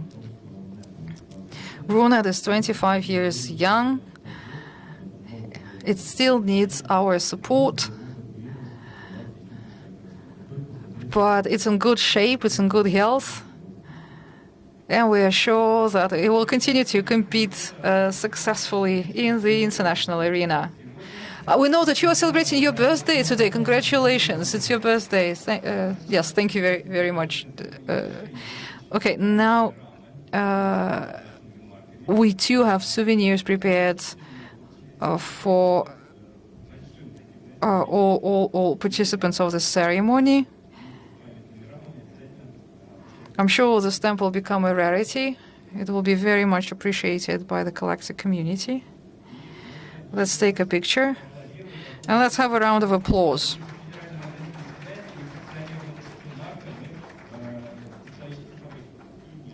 It is a history. I too get a stamp. How wonderful. We have a museum at the Coordination Center, so I will donate this souvenir to our museum. The stamp itself is beautiful, it's lovely, and also here on this block you see the so-called envelope of the first day.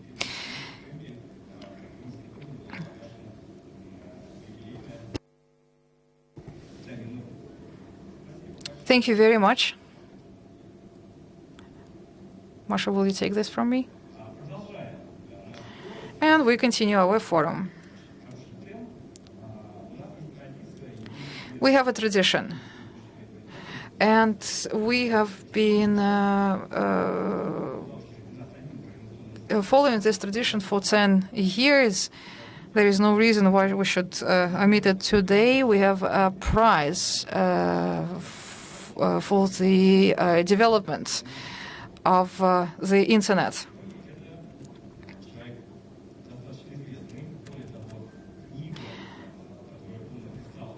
And today we invited someone very famous and an authority on the Internet governance. So it is a book. He wrote a book. And before Jovan Kurbalia, founding director of Diplo Foundation, makes a keynote presentation here, we need the prize, please. Where is the prize? Jovan, could you please join me?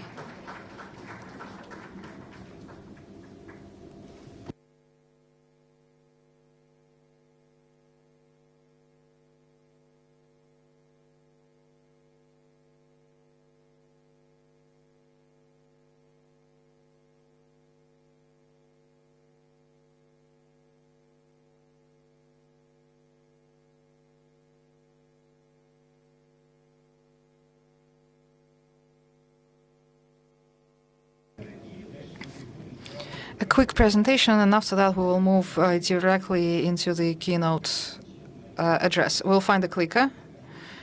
It'll be here in no time. And when we talked to Jovan about the topic of his presentation today, he said that I wanted to talk about Bulgakov and Master and Margarita in my lecture. We didn't know about this before. We discussed it only recently, but yesterday we held a special roundtable with the colleagues, and we went with the colleagues to the memorial house of Bulgakov. So this is our bridge to this keynote presentation. Thank you, Andrei, for a great introduction. It's really great honor to be awarded by a special award and to be today with you here in Moscow, celebrating 25 years of domain, being with the friends from the coordination committee, and discussing the future of the internet, while we were seeing this really nice presentation of the postal stamp, I was thinking what we are going to leave for the future generations, what those of you, especially youngest participants in the room, will have in 10 or 25 years. How will you celebrate future internet, whatever, digital space? This is one of the challenges that I'm facing in discussion on the future of the internet at the UN High-Level Panel on Digital Cooperation, which was established by the Secretary General. And I think it is the right place to reflect in Moscow and to rely on Russian culture, Russian philosophers, writers, who contributed a lot to thinking about humanity, about happiness, about ethics, and other related issues.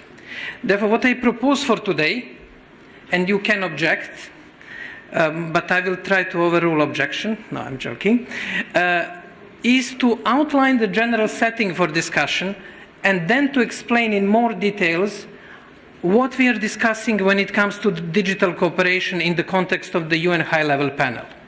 If it is fine, let us start this journey. This is one of my favorite images, which shows the current moment. We are facing challenges that we sometimes cannot understand, and we should be wondering, we should be asking the questions, and some questions are not necessarily related to wires, they're related to the core societal and ethical issues.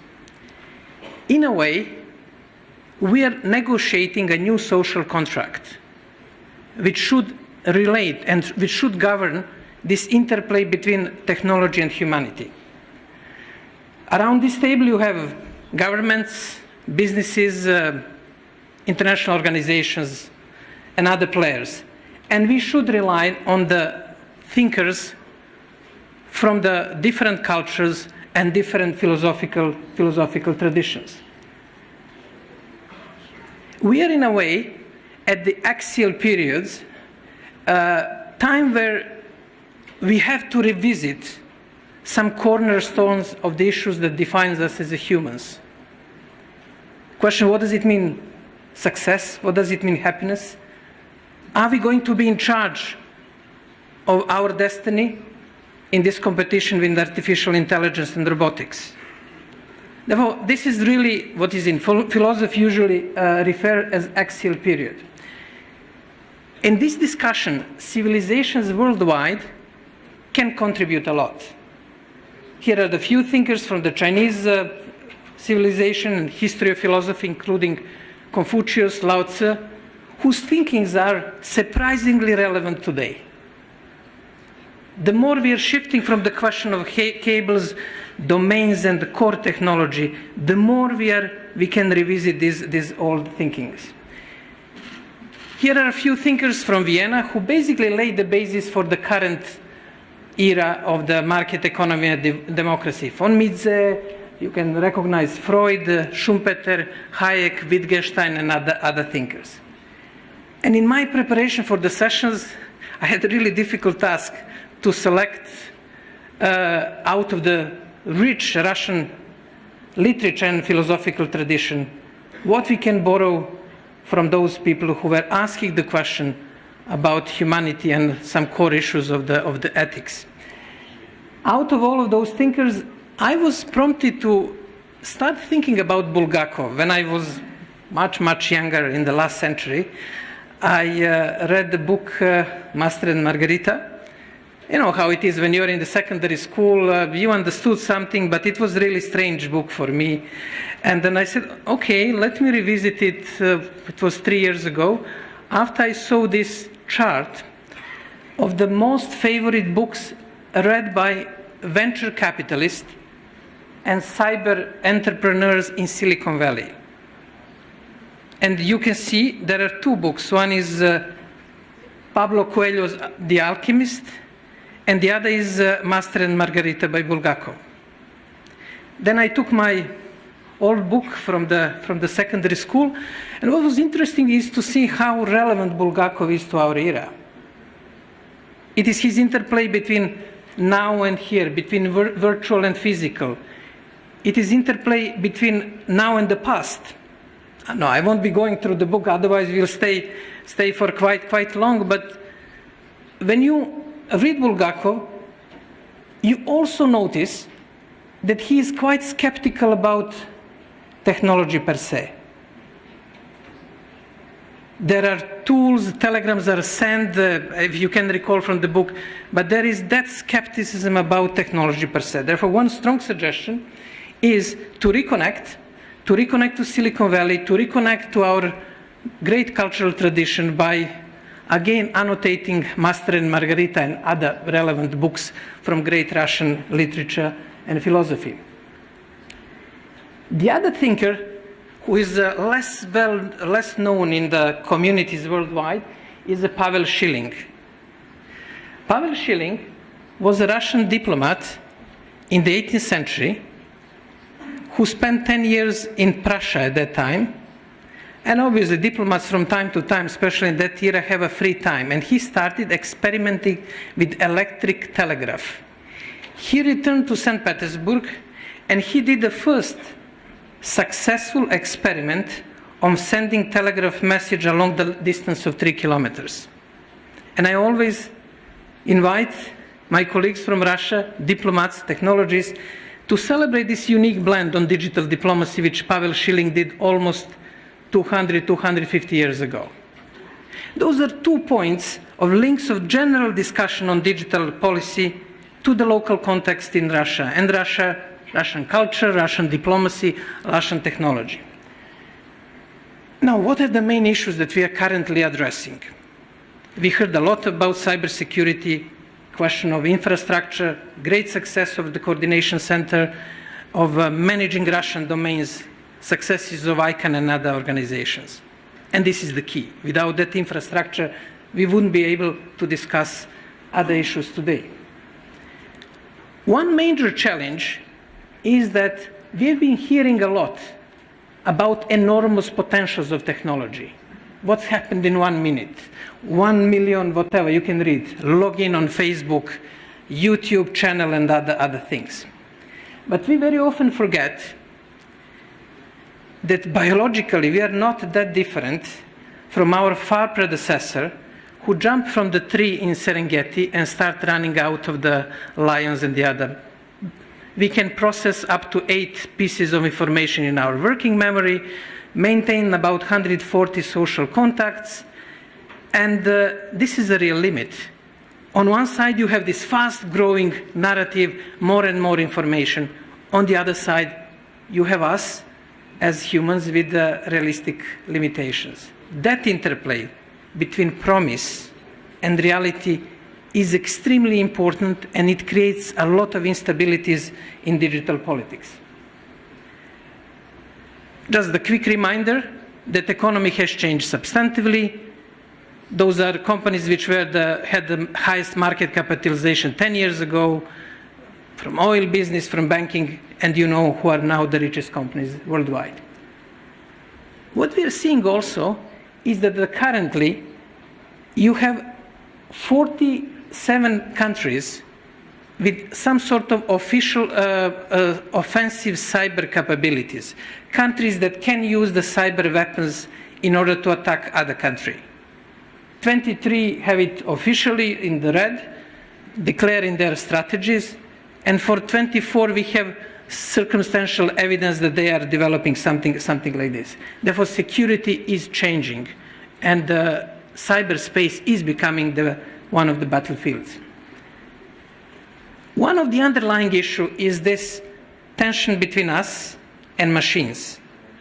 Are we going to preserve our central role in society, or we will be somehow replaced in this battle with machine? The underlying question is a choice. Choices behind, we make choices every day in our personal life, we make economic choices, we make political choices. Possibility to make choices could be challenged by automation and optimization based on artificial intelligence. Justice is another issue. We heard from the previous panel what are the major challenges in ensuring that there is a fairness there is equality and possibilities, and there is a question of justice. There is also a question of progress. The underlying theme of many narratives of our time and era is a progress. We just like, can we do things? Can we do more? Can we do things more efficiently? There are more and more questions, should we do certain things, even if we have technological tools? Therefore, that issue is becoming quite important in our discussion. Some thinkers like like Kissinger argued that the light of the Enlightenment era may be basically extinguishing soon. Now, this is the setup in which we are discussing deep issue, profound issues, relying on the history of civilization and literature. And I will now reflect on a few issues that we are facing in our discussion at the high-level panel. One question is to understand what we are talking about. There is a huge confusion. Here it's illustrated by use of prefixes. You go at one meeting and say, this is cyber diplomacy. In the other meeting is digital diplomacy, cyber security, e-diplomacy, cyber, and there is considerable confusion on all levels, from citizens to media, governments, companies, what we are talking about. And that's one of the issues. The second, and you will find it, I won't reflect on the content of the book, but you will find this map in the book, is that we have to deal with more than 40 policy issues related to digital developments. And this map is not as nice as a Moscow metro, but I'm sure you're familiar in using the metro station and trying to connect to different lines. What is the key is to find the places how to connect between different lines, between cybersecurity and human rights, and e-commerce, and technology. More visually, it is described here. Governments, international organizations, companies are facing this problem. How, for example, to deal with data? Data is one artifact, but it is addressed as a technology, as a standardization. It is addressed as an economic issue in the e-commerce by WTO. It's a basis, it's a blood of modern economy, oil, whatever metaphor you would like to use. It's a question of security, how to protect data, and it is a question of human rights. So far, we have been finding very few organizations, states that have integrated way of addressing issues like data or cybersecurity. It's a huge challenge because we have one ministry, one department dealing with a specific aspect. It's probably the challenge for many organizations and many countries ahead of us. Another issue which Thomas Schneider mentioned is question of subsidiarity. Internet is global, technical infrastructure is global, but impact of the internet is very often very local. It comes to the specific context. It comes to the specific cultural dynamics. And what we tried with this illustration is to prompt the thinking how to make this elevator functioning, how to move issues from the local to global context, how to move issues from the global, regional, national to local. And functioning of this elevator will be one of the key challenges of the digital cooperation and digital governance. At the UN high-level panel, we are addressing these issues by answering few questions. What are the core values that we have to entertain ahead of us over the next 10, 25 years? Core values of the internet, core values of society.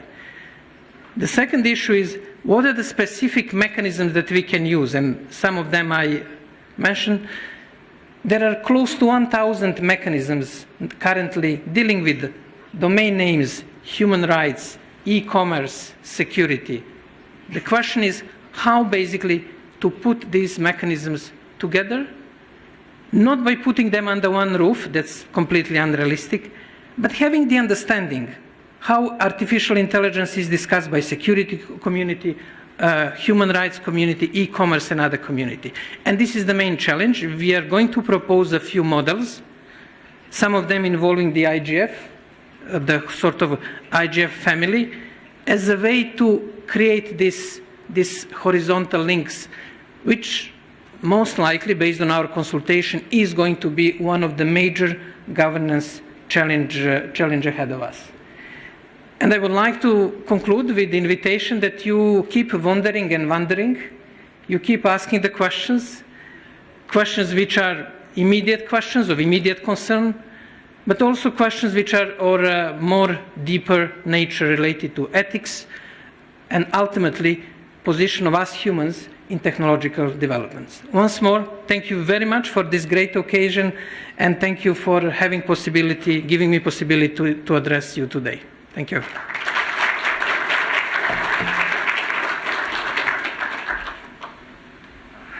Большое спасибо.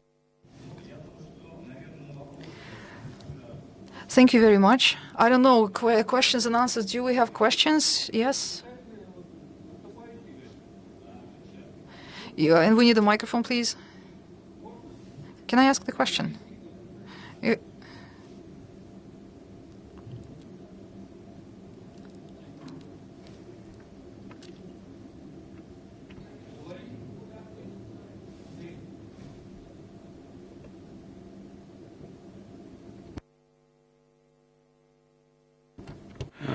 I'm a clumsy. 1, 2, 3, 1, 2, 3. Считаете ли вы, что вами...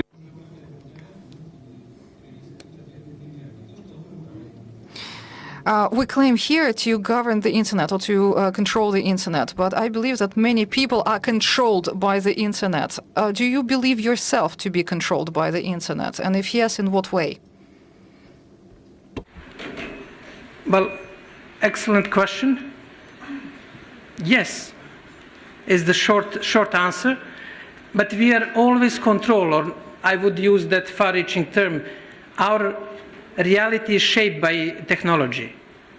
Starting from that when they invented writing, from the telegraph, cars, whatever, you name it. And I would say that internet is posing new challenge. If you can... Example. If you can, for example, well, we are of the same generation, but let me ask younger people here. If you have a chance to select your partner by using Tinder or some similar application, based on very deep understanding what are your preferences, would you go for optimized solution where Tinder will tell you that you have ideal girlfriend or boyfriend which you can find on the space based on your habits, data? Or you would prefer to live as my generation did, to walk into unexpected, to discover sort of a serpentinity of discussion. It's a very difficult challenge because you get optimized solution from companies like Yandex, Google, Baidu, and others, and you have to ignore that. That's the first example. Second example is economy. You want to buy a new car or whatever, again you will have optimized solution. The space for choice, which is the basis of modernity and to some extent enlightenment, is shrinking. And it's shrinking by us having optimized suggestions, which know us quite well. Therefore, in that sense, you can call it controlled, you can whatever name you give it to that, but we are going to face real challenges of society because choice is in the basis of the market economy, choice is the basis in our family individual life, and it is going to be the major challenge where technology may shape control, whatever you choose as the right term, the way how we live. Are you satisfied with the answer? Good. Thank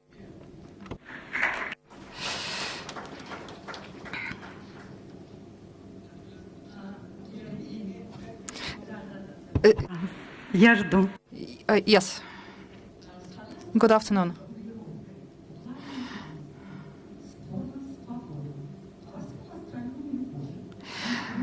It is important to be do you agree that it is important in every argument to stay free, and in your life to stay in love, that love is the important thing, and in the most important thing, to be together, to stay together. This is a very old formula, but would you agree with a statement like this? Does it inspire you? Does it make you sad? What would you say to it? Quote another big Russian writer, the beauty will, if anything, the beauty will save the world. And I think the question of aesthetics, love, communal responsibilities, our responsibility towards others and our community is going to be of utmost importance. And yes, arts, beauty, reflections, aesthetics will be extremely important for the future of humanity. I would argue to some extent probably even more than technology itself. Okay. Hi. Maybe.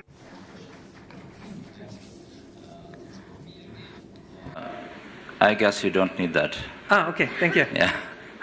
Well, the question is about your group, high-level group, and the cooperation with on technical matters, like with RIRs or internet governance, other ISTAR, let's say, structures, and also the cooperation on digital agendas that different countries develop or try to implement.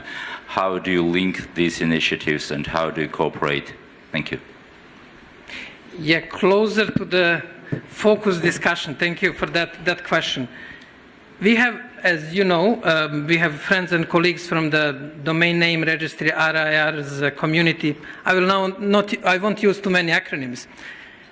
But this is a well-developed model. It functions well. It is important, and it has to be nurtured further. And in discussion of the panel, one of our core premises is that we shouldn't reinvent the wheel. If something functions well, maybe we can suggest some corrections, but one of a good example is basically technical infrastructure and cooperation which exist here. But there is one real challenge, and I'm coming from Internet governance community. Sometimes we meet and we discuss in a relatively close circles, which is normal. We know each other, we deal with important issues.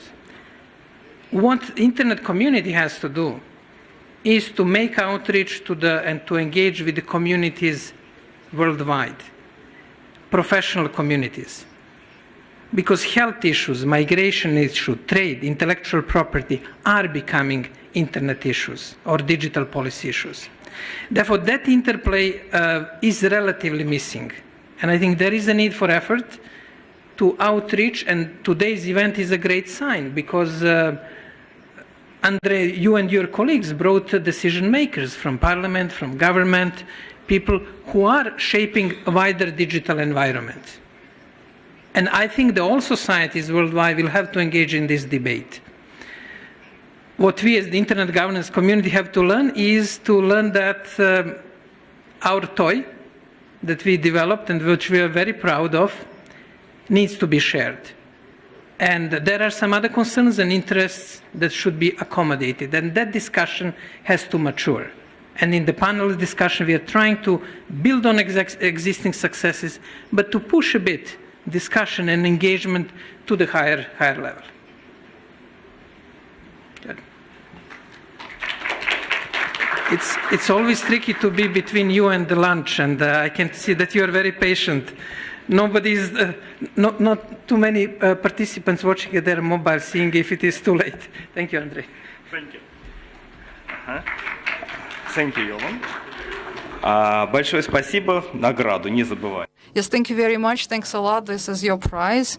And many people actually are asking about the book that Jovan wrote. During this forum, we have a lot of teachers and instructors, and actually you can find the second version of Jovan's book already translated into Russian. The original book was published 9 years ago, and the current version can be found at the website of the Coordination Center.